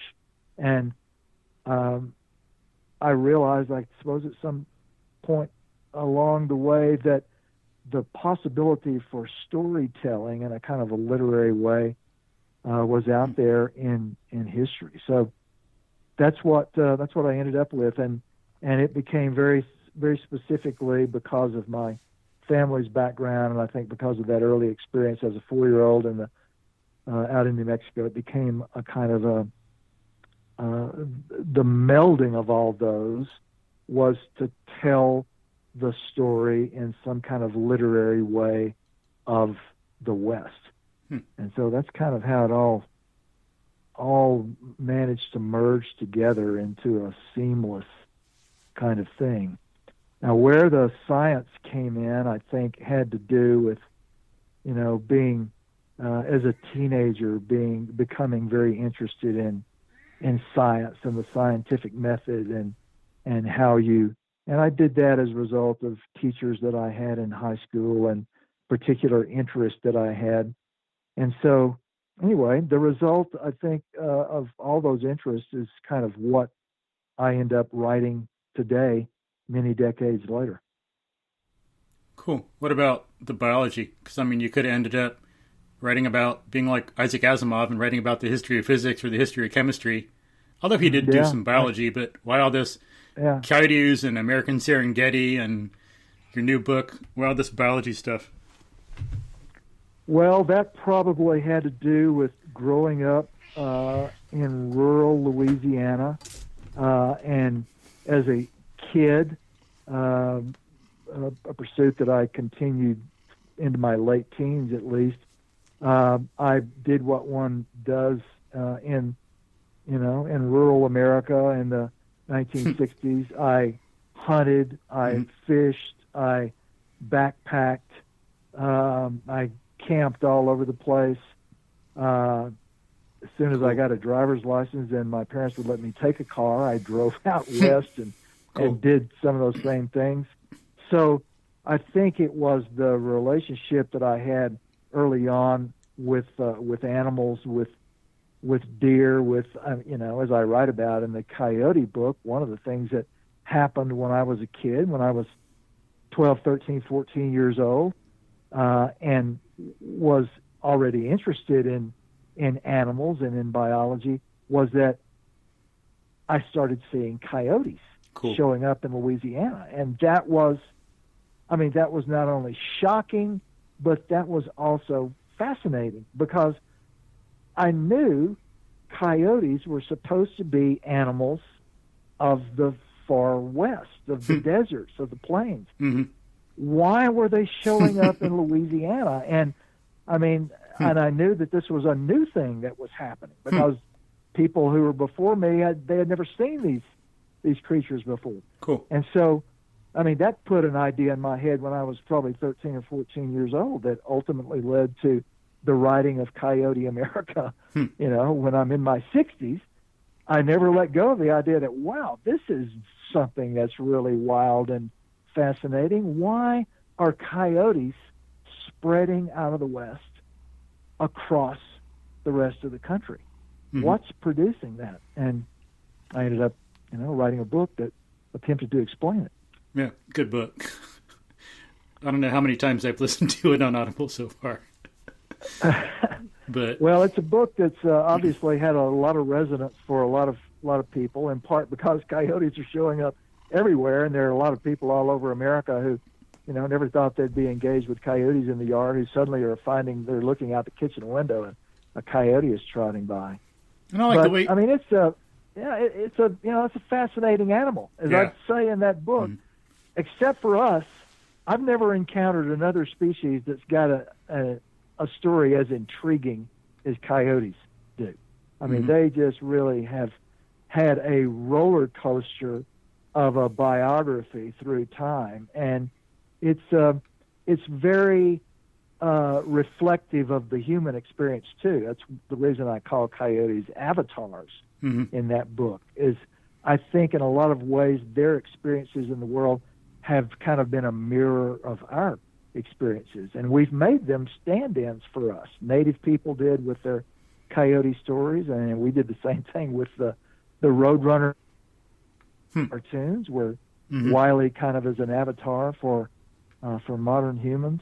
So yeah, it's a really fascinating animal that I think when people encountered the book and read that story, they recognized the same thing that I recognized in it was, wow, by knowing about this animal, I can find out an awful lot about North America and about myself as an animal species. Yeah. And I think that's at least one of the reasons why the book has been successful. I like the way you write it. It's about the coyote, and we learn a lot about their biology.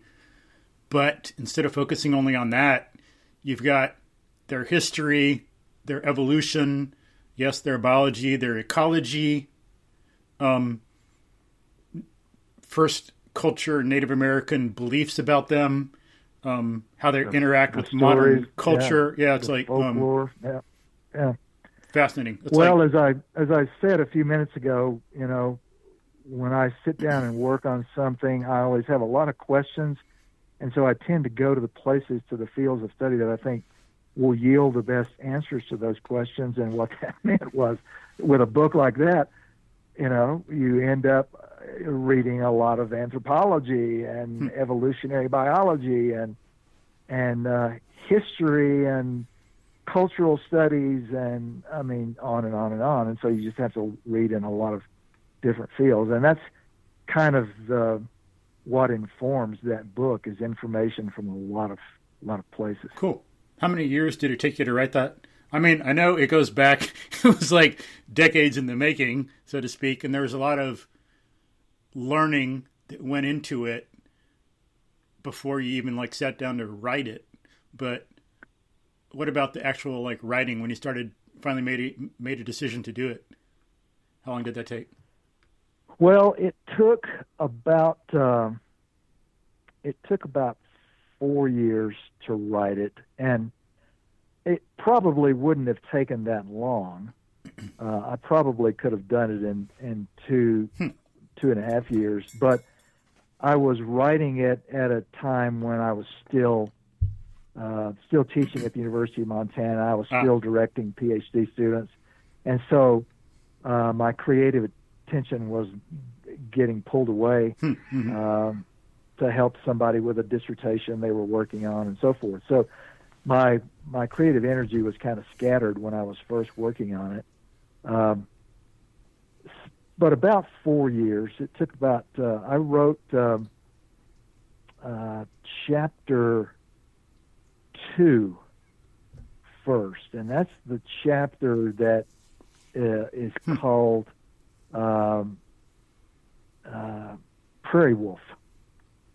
Mm-hmm. And Prairie Wolf was the easiest one to get at initially, because much of it is about how people who went west in the 19th century, Lewis and Clark, Mark Twain, and others, were reacting to coyotes. And the reason that was important, of course, in the story of the coyotes is that, unlike a lot of other animals, unlike bears and wolves and foxes and things, for example, all of which also occur in Europe, Europeans had no prior experience with coyotes.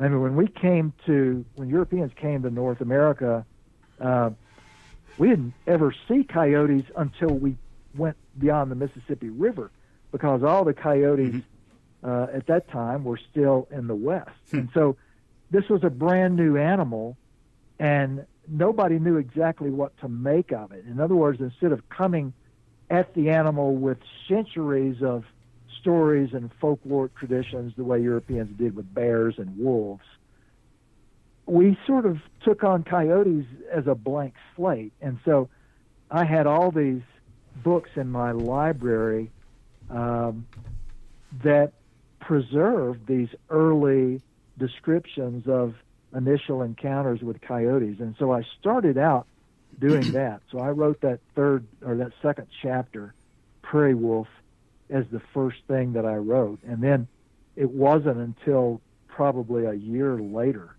that I finally began working on the rest of the book. And by this point, my agent had sold the book in New York, Cool. and I had a deadline for it. And so the deadline was 2 years out, and so I had to sit down and get serious about doing the rest of it. But yeah, I mean, the truth is that book is, kind of the work of a lifetime, because I had absorbed the information that made it possible to write about the folklore, the anthropology, the coyote stories, about the ecology, the biology of the animals, about the historical story in the 20th century when we try to wipe them out and they're kind of rescued by the passage of the Endangered Species Act. And all of that had come from, other things I had written, courses I had taught. So there were many years of exposure to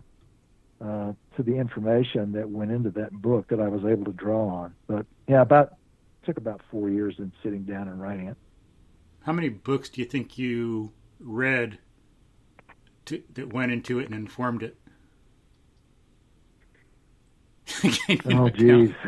Hundreds? Yeah. A lot more than are listed in the bibliography, I'll say that.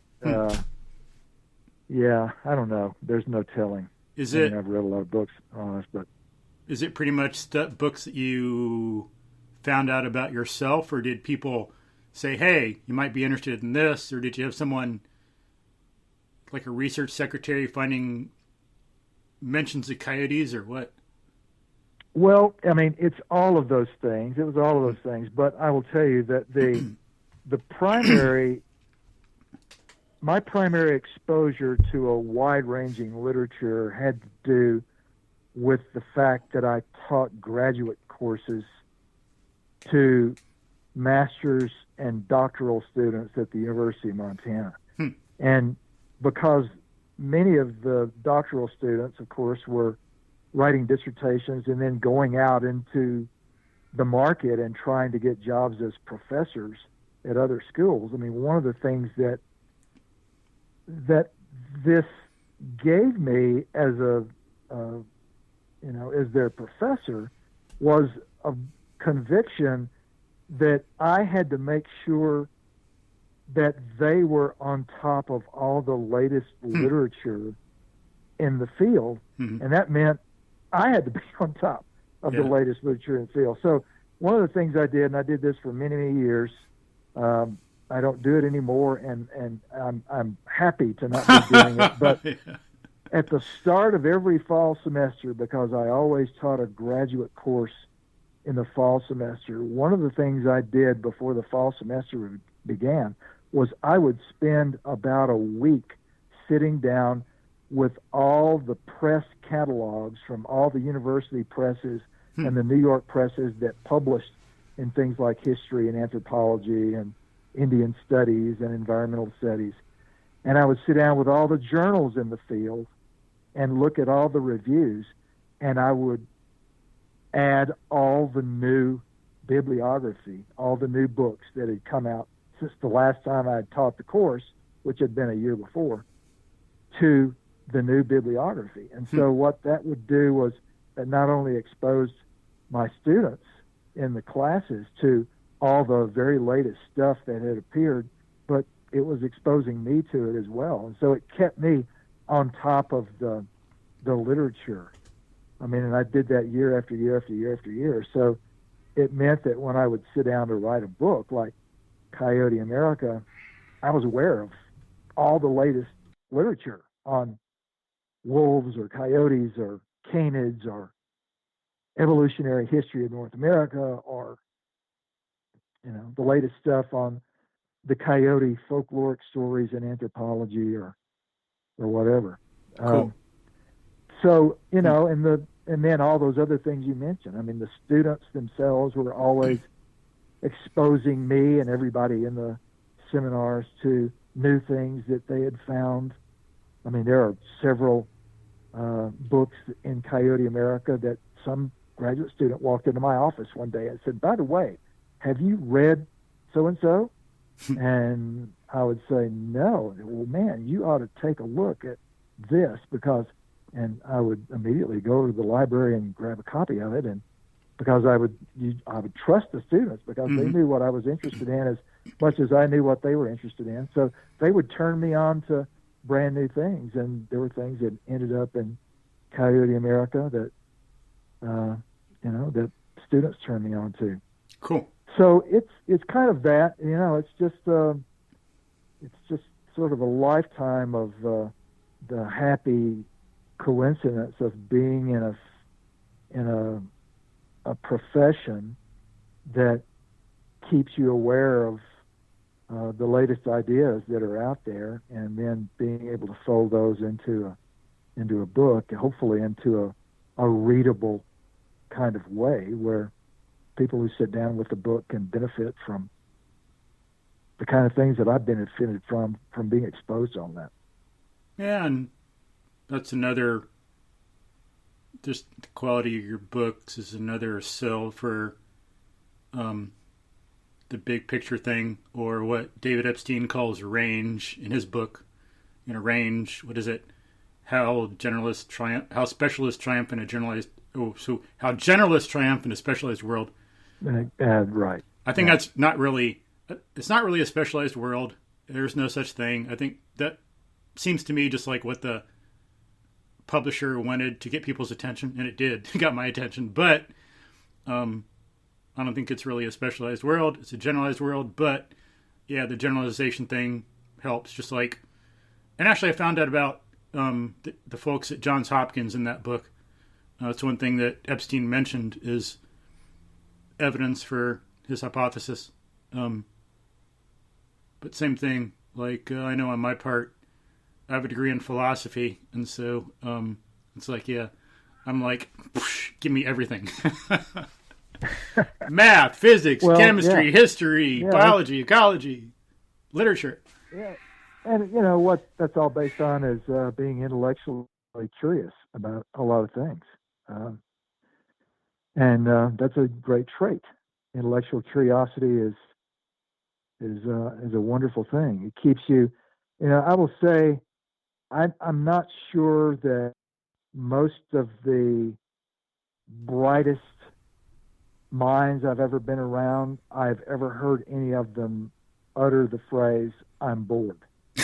True. And the reason they don't, the reason the really smart people never say "I'm bored" is because they realize, holy cow, there is so much incredible stuff out there to learn, and they go from one thing to another.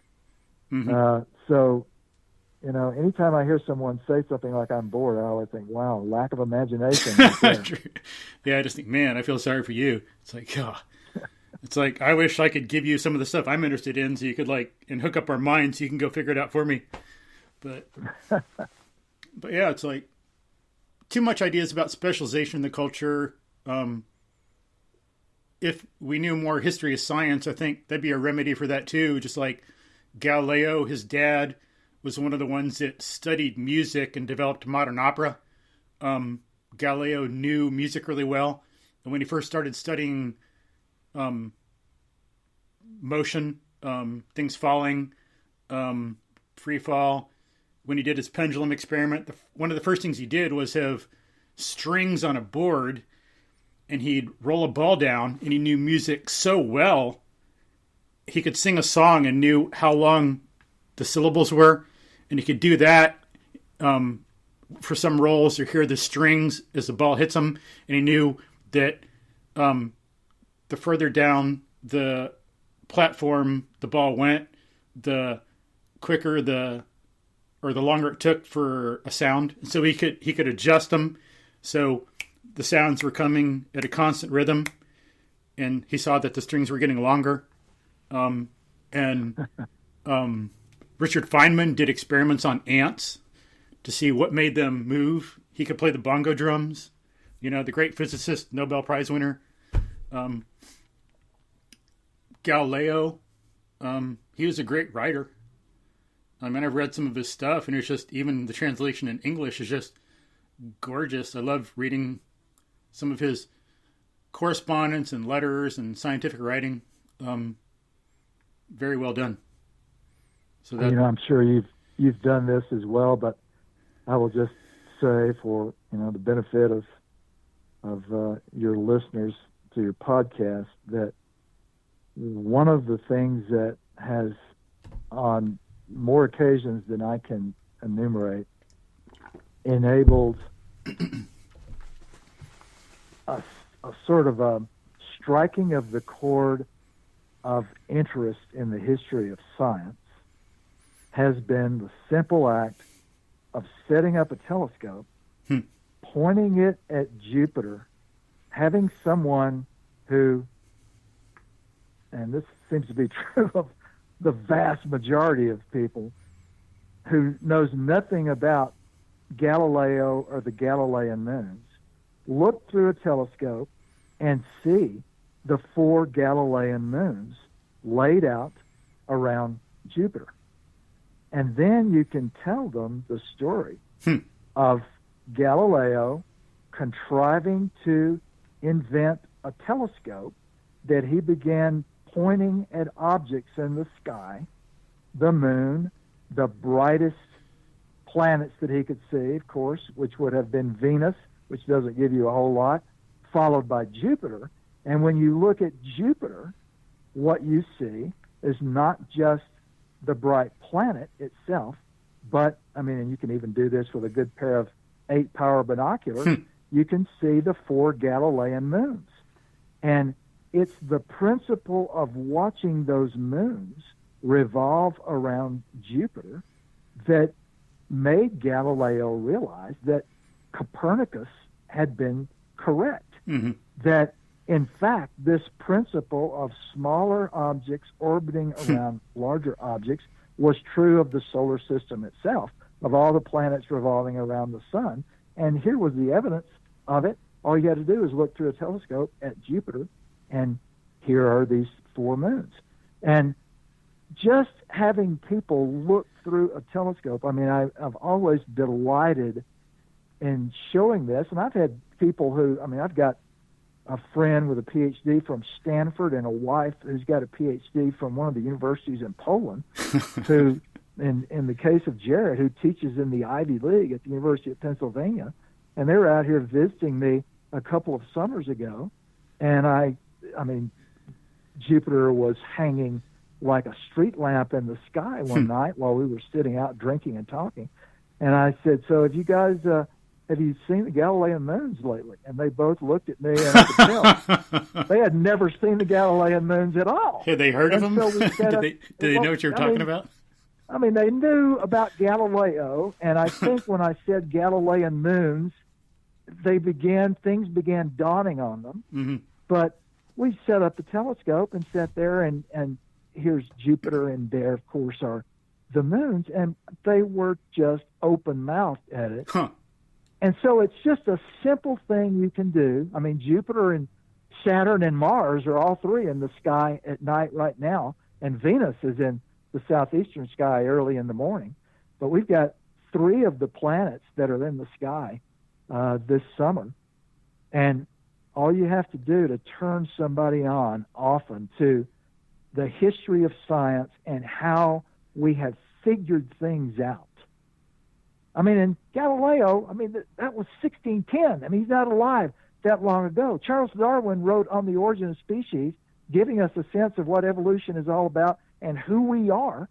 That's only a little more than 170 years ago. Yeah. So the whole thing is recent, and if you can turn people on to how it happened, to talk about how Galileo saw those moons around Jupiter, which anybody with a pair of binoculars can see, or how Darwin went to the Galapagos and what he saw there, it's kind of for a lot of people, it's sort of a breakthrough, especially people who just haven't thought about things like this. Unfortunately, it's not the way it's taught.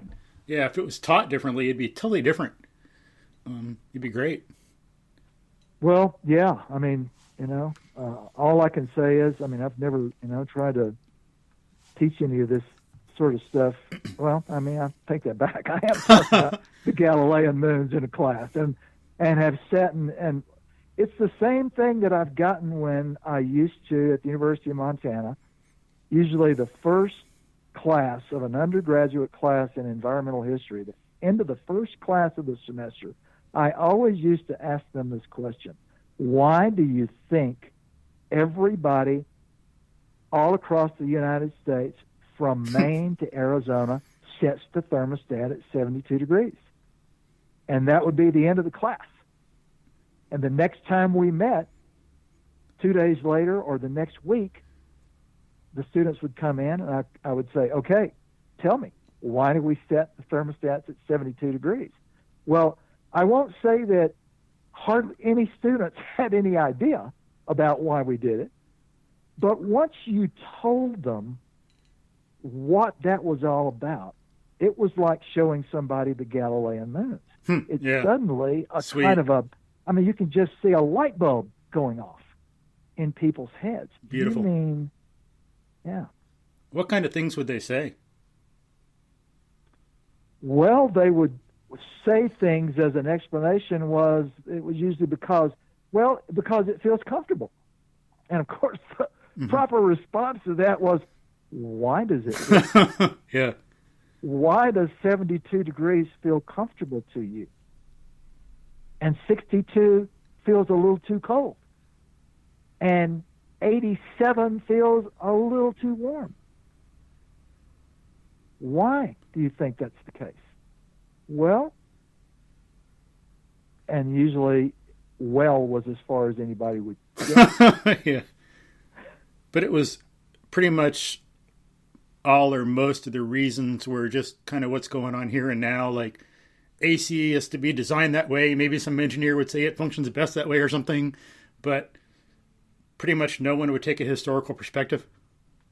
And of course my intent was to make them take a historical perspective.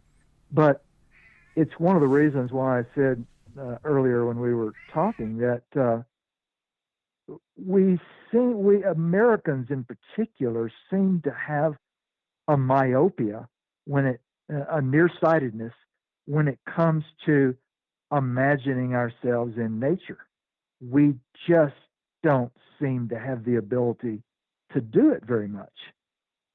And if you can help somebody do it with a simple little question like, why do we set the thermostats at 72 degrees? Or have you ever seen the Galilean moons orbiting around Jupiter?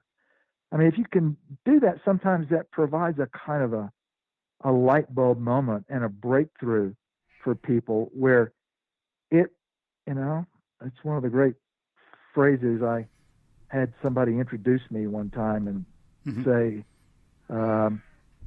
this guy's book rearranged the furniture in my head, and I've used that phrase ever since. That's a really great term. It's the sort of thing that can rearrange the furniture in people's heads for the better. From that point, for the better. For that point on, they never quite think about things in the same way, and that's hopefully what one does with one's writing. Is that when somebody finishes Coyote America or American Serengeti, they've been changed forever. They're never going to think about the world the same way again. That's what we hope for. I can attest to that. But one thing about Galileo really quickly is interesting. I think it was pointed out. That's my cat talking. My cat wants attention. It was pointed out in something I read. An amazing thing is, so here you got this guy. I mean, we can look at the moons now, the Galilean moons. We know where they are and and all about like what scientists have learned about the solar system, but he didn't know. So it's like someone sailing, like Columbus or someone sailing across this ocean, not knowing exactly where they're going hundreds of years ago. Galileo, he got this telescope and he pointed it in the sky. He looks in one place. And the thing that's so freaking amazing, he was so observant. He looked in the same place the next day and these stars were different. I mean, who the hell is going to remember exactly where these things were? all these stars in the sky, and he's looking around Jupiter, and he sees these like dots, and he has this great way of recording them that he comes up with using like maybe like a big star. It's in his book, a big star for like Jupiter and little stars, and he's noticing that they're in a different place, and so he keeps looking every night and sees there's a different number of them, and they're like a little closer, a little farther from it. It's like just that's exactly trying right. to wrap your mind around that. Just the ability to sometimes observe. One of them is behind the planet, so you only see three, or in front of it, so you only see three. Yeah. But yeah, I mean that's exactly. I mean, and it's a very simple thing. I mean, when I first started looking at the moons of Jupiter, the Galilean moons, I mean, I've got notebooks where succeeding 4 or 5 nights, I did a big ink spot for the planet and little ink spots for where the moons were. Cool. And after doing it for 3 or 4 nights, I mean, you see exactly what Galileo saw. Wow, they're not in the same place every night. Yeah. And in fact, you can even look at 9 o'clock at night and at 4 in the morning if Jupiter is still up, and they've changed locations. Cool. And so what he's of course observing is that they're orbiting, they're going around this larger body. And I mean, you're precisely correct. When he looked into the sky with his telescope, he didn't expect to see that. He thought he was just going to see a bright light. Instead, he saw a bright light with 4 objects laid out on a plane around it. And if you do it again the next night, you see the same thing, the same 4 objects, but they're not in the same spot anymore.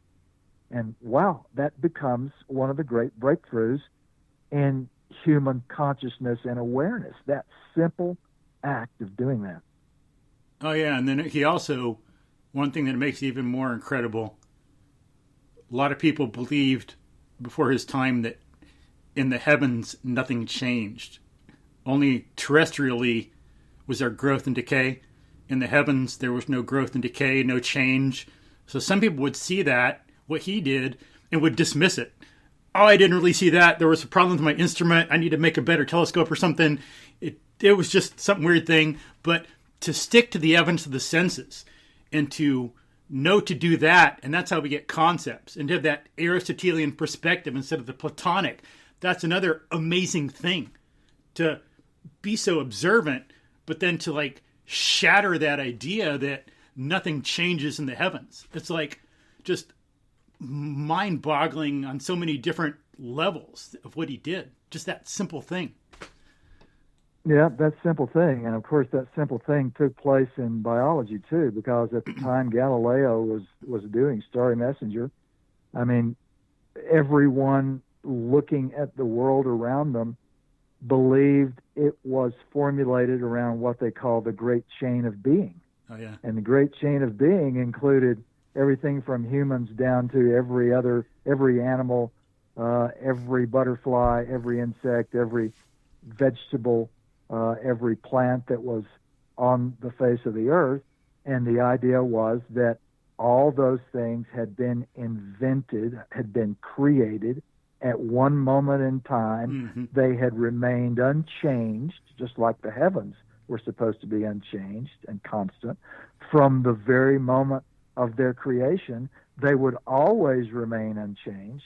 And so the analogy to what Galileo did when he looked at the moons of Jupiter and saw them in different positions night after night was the discovery of species of animals that their fossils indicated were no longer present on Earth, therefore must have become extinct. But that violated the Great Chain of Being, because the Great Chain of Being said everything was created in the beginning. It was perfect. It has never changed. How could there be animals that once existed and don't exist anymore if everything was perfect and unchanging from the beginning? And so it's another one of those where you have to call on the senses and you say, okay, this is what I've been taught to believe, but my senses are telling me something else entirely. And that became one of the great revolutions in scientific thinking, to accept the reality of extinction and realized that the great chain of being was not an accurate representation of the world around us. In fact, the world around us was changing constantly, which meant that animals could become extinct. They had in the past. They very well might become extinct in the future through the agency of humans. And suddenly, a changing world is a revelation to people in the late 18th and early 19th centuries. I mean, and you have to have that before you get Darwin. Darwin has to follow on the heels of the realization of extinction, the realization that the world has changed. You have to have somebody come along, in geology, who suddenly devises a strategy of dating the Earth that's many, many, many, many times older than biblical texts indicate that it is. So Charles Lyell in 1832 writes a book called Principles of Geology, where he demonstrates that the Earth, in fact, is vastly older than the 6,000 years that the Old Testament indicates. And with all those things in place, with extinction known, with the age of the Earth known, then Charles Darwin can put it all together and come up with sort of explanation for the diversity of life. So those kind of, few little things that if you can just get people hooked on something like the Galilean moons, or why we set the thermostat at 72 degrees, can sometimes open up minds. Yeah, and real quick, Darwin was another example of like a range of thinking I was going to bring up earlier, but then forgot because I was kind of brain dead. But what's another one? Talking about Galileo and music, Feynman and ants, and bongo drums. I mean, Darwin. It's like there's no way in hell we'd be where we are in biology and ecology without a range of thinking, interdisciplinary thinking, integration. Because he didn't just do biology. He had to know geology. He had to have a historical perspective. He had to know butterflies and bugs and zoology and botany. He got a big idea by reading a book about anthropology. Which book was that? I forgot now. You may be referring to Thomas Malthus's essay on population. That's it. Yeah. Yeah, he had to read. What he had to have in place was a knowledge of extinction. Charles Lyell's Principles of Geology, which has an Earth with a vast amount of time for evolutionary change to take place, and Thomas Malthus's book on population and food supply, which causes him to realize that individuals of species are competing with one another to survive in the world. And with that in place, it's why Alfred Wallace, independently of Darwin, reading those same things, came up with the same idea. So that really it's Wallace and Darwin together who independently come up with the idea of natural selection. But, as Thomas Hooker said in a review On the Origin of Species when it came out in 1859, how very stupid of me not to have thought of that. Yeah. Hooker, when he saw it all laid out and realized, okay, good heavens, I've read Lyell, I've read Malthus, I know about extinction. How very stupid of me not to have thought of that. And what that is an expression of basically is natural selection and evolution's moment had come. And if it hadn't been Darwin, even if it hadn't been Darwin and Alfred Wallace, it would have been somebody else within probably the next 5 or 10 years. Somebody else would have, reading those same pieces of information, somebody else would have come up with the explanation for natural selection. But one of the things I've always marveled at with Darwin is that Darwin returns from the voyage of the Beagle, 5 years. He is 28 years old, And within a year after getting back from the voyage of the Beagle, he has sat down and thought hard enough about everything he has seen and done that he realizes at 28 he has the epiphany of natural selection. But it's like 1835, and he doesn't write this book until 1859. So for a period of something like 25 years, Charles Darwin, at a young age, knows something nobody else in the world knows. And he sits on it because, as he told a friend as he was getting ready to publish on the origin of species, I feel like I'm admitting to a murder. Yeah.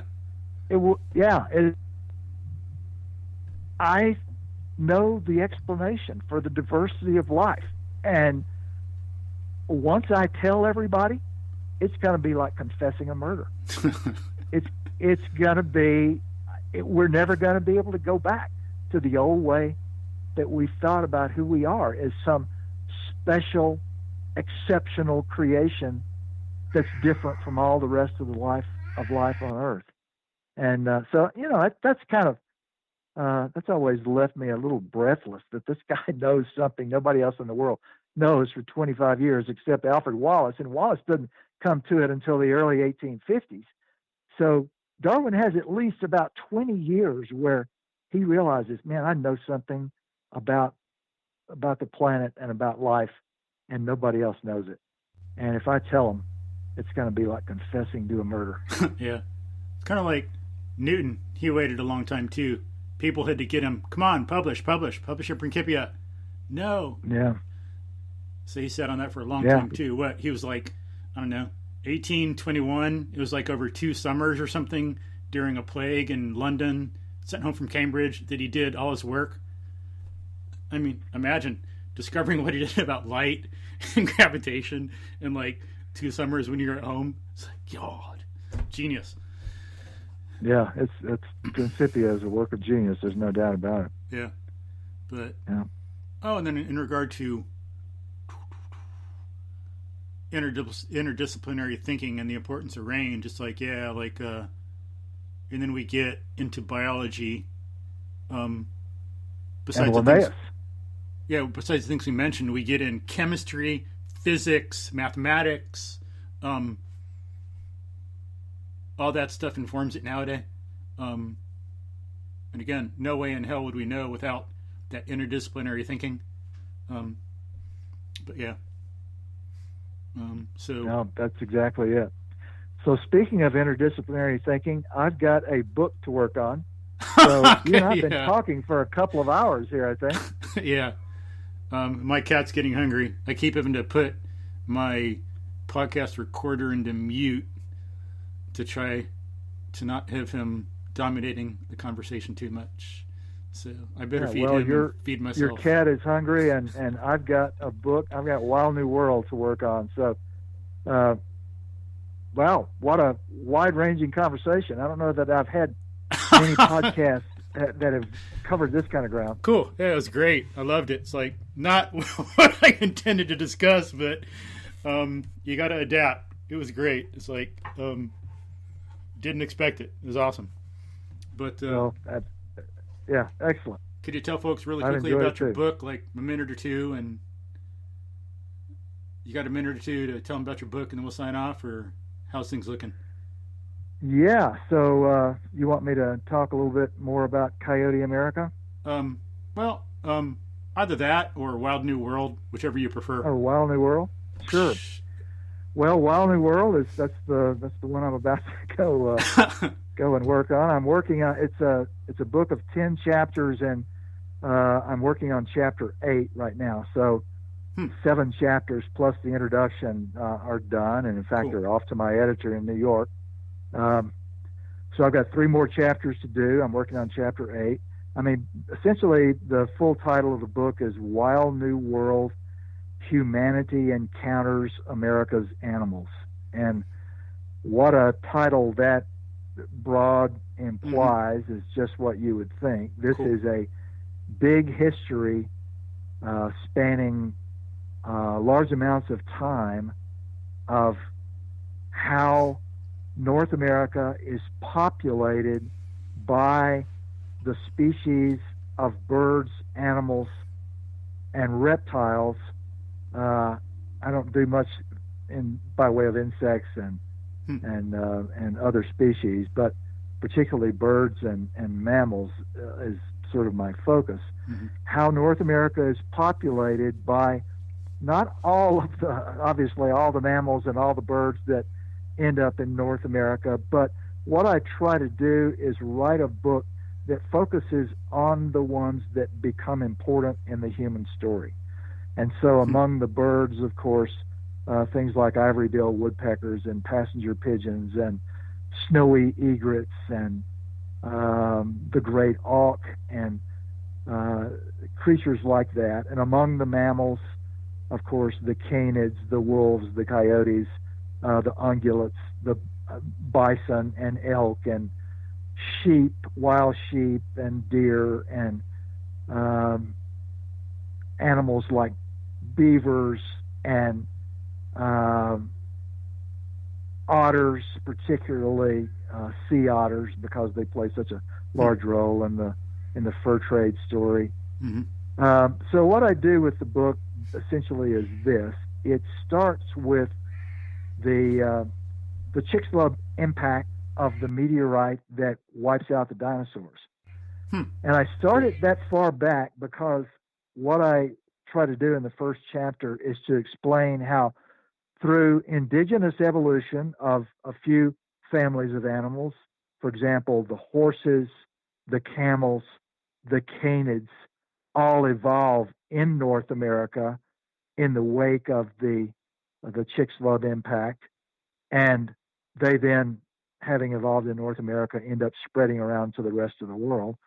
But in the subsequent 66 million years down to the time 15,000 years ago when humans come out of Africa and out of Europe and Asia and end up arriving in North America, I track the migration of all the other major species that become part of the bestiary that humans encounter. And so creatures like woolly mammoths and mastodons and bison and bears and the big cats and on, including some of the major bird species, I track how those all get to North America over time. And that's the first chapter, kind of a prologue in deep time, I call it. And then the second chapter commences with the arrival of humans. And by the way, in that first chapter, I also track our emergence as a wild animal, our humans' emergence as a wild animal in Africa, and how we began spreading out of Africa so that we're poised to enter North America. And in the second chapter, I have us come here 15,000 years ago, and the second chapter is called Clovicia the Beautiful, and it's about all these early cultures in North America and their encounters with the animals of the Pleistocene, when there are still mammoths and saber-toothed cats and horses and camels and all these creatures, ground sloths and so forth, in North America, and what happens when early humans encounter this Pleistocene bestiary. Of course, it's never seen human beings before and is completely innocent of human beings. And then the third chapter, which is called Coyote and Ravens America, is about the 10,000 years after the end of the Pleistocene, when native people end up occupying every bioregion of North America and spend 10,000 years sort of becoming inhabitants of North America, and what their relationship is with the animals of North America in the period after the Pleistocene extinctions, because in the subsequent 10,000 years, of course, there are no saber-toothed cats, no mammoths, no mastodons, not even any horses are left. And so I track that story in the third chapter. And then the fourth chapter starts with the colonization experience of old worlders coming to North America and bringing their diseases and bringing their domesticated animals and bringing this religious mindset with them that posits that humans are separate from all the rest of creation, and all the rest of creation is here for humans to exploit. And they basically, old worlders, convert all the animals of North America into commodity resources in the global market economy. So they basically, began to kill things like wild turkeys and beavers and white-tailed deer, and coax the remaining native people into participating in this destruction of America's wildlife in order to turn them into market commodities for the global economy.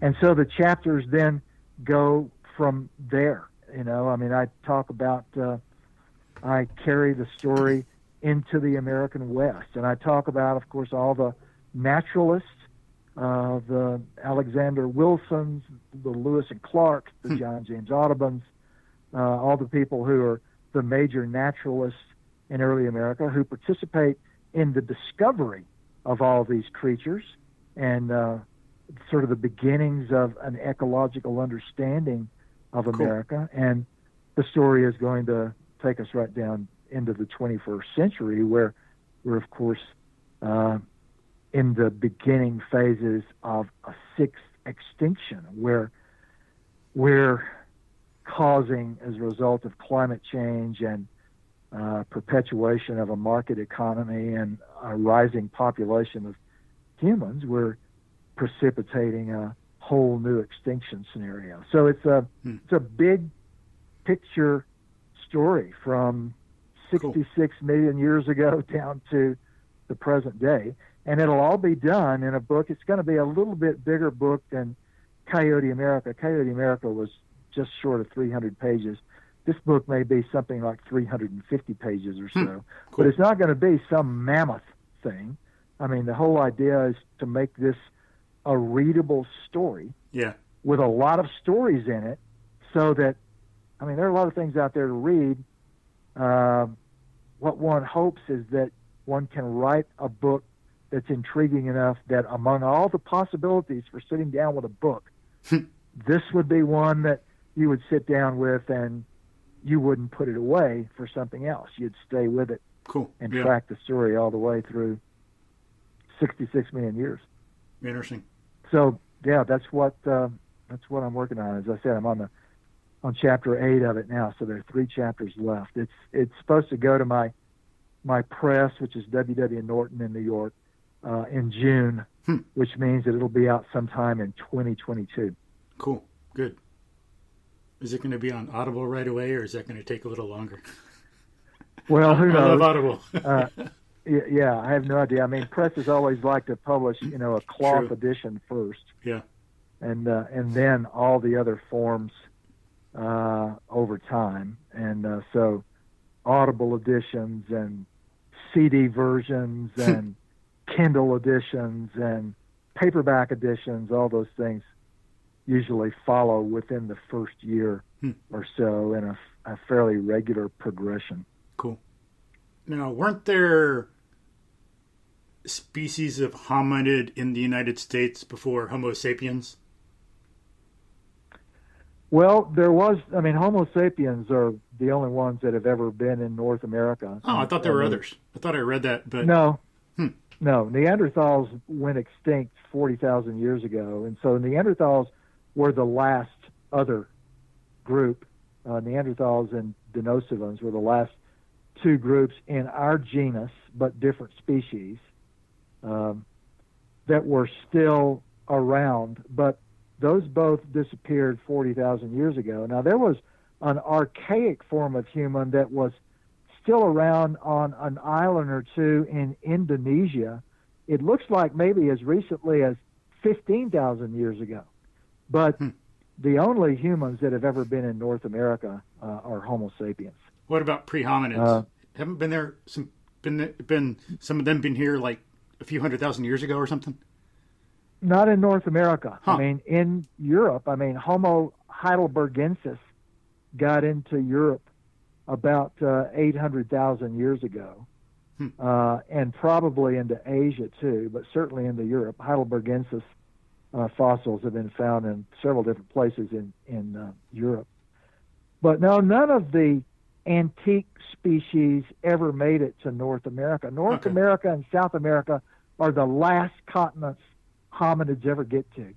And we don't find them until 15,000 years ago. I mean, so I will say this, there are, of course, some paleoanthropologists out there who are flirting with the ideas of Homo sapiens having gotten to North America, at least to Alaska, maybe as long ago as 25,000 years ago. But as far as coming down into the lower 48, I mean, it's looking like 16,000 years ago is as early as we can justifiably claim that any humans got here. And those were all Homo sapiens by that point. There weren't any more of the antique groups left. Yeah, I mean, Neanderthals and Denisovans got into Europe, and they got into Asia, but they never got across, the Bering Land Bridge. Okay, I thought I had seen something like that on the internet, but I'll have to look it up and see if I can find anything again. I could very well be wrong. It's happened before. Yeah, it's just early versions of Homo sapiens, and it's all the same. It's all our species. It's basically us. Cool. We're the only hominids that ever got to see North America. All right, last thing. Great minds want to know. At least this one does. Well, I shouldn't say great. Well, indeed. At least a mind wants to know. Not a great one, but a mind. So, when you run, how far do you run? How far do you run when you go out? I'm not a real long distance runner anymore. I do 3 miles, but I'm really consistent with it. I run every other day, and I do weights on the days in between. So every other day I run 3 miles, and the actual physical event that I do is about a 5-mile event, because I cross the canyon behind my house and climb up on the mesa on the other side and run my 3 miles over there. And it's about a mile to get over there and about a mile to get back to the house. Life's rough. So it's a mile of a canyon traverse. Gorgeous. Both before and after, and then 3 miles of running. Is it flat or kind of like up and down a bit? It's pretty flat over on that mesa. It's a pretty piece of level ground. I mean, one direction is slightly uphill, but it's mostly level. What kind of pace? 6-minute mile? 10-minute mile? No, I don't run that fast anymore. I haven't actually checked in a long time, but I don't think I'm going any faster than 9 minutes. Sure. Yeah, that's what I do a lot. It's just go out there at efficient pace. I'm not there for time. Not like some 18-year-old. Go, go, go. It's like I just want to move through the environment, pay attention to nature, see things, be alert for a snake I might see to take a video of it or whatever. See some feathers. I saw some running along on one trail. I caught in my peripheral this pattern. And from experience, I know, bam, feathers. Stop, come back. Found 2 secondary eastern screech owl feathers, gray morph. Looked around a bit. So I stopped my run for 10, 15 minutes to try to find feathers. Got 2 more primary wing feathers.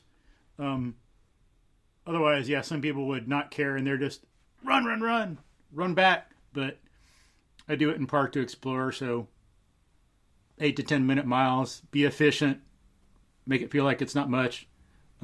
I do that a bit too. Yeah, well, I mean, what I like is not having it be onerous. Yeah. So that if it becomes onerous, you start coming up with excuses not to do it. True. So a 3-mile run is, that puts up no dread in front of you. I mean, that's just nothing but fun. Mm-hmm. And so, I used to run 5 miles, but I've cut it back to 3 because of that very thing. Because with 3 miles, there's, you don't ever have any excuse not to do it, because running 3 miles is just fun. Yeah. Yeah. I even see that on Facebook sometimes. I went on a run just for enjoyment and enrichment. So. Yeah, that's it. Cool. Exactly so.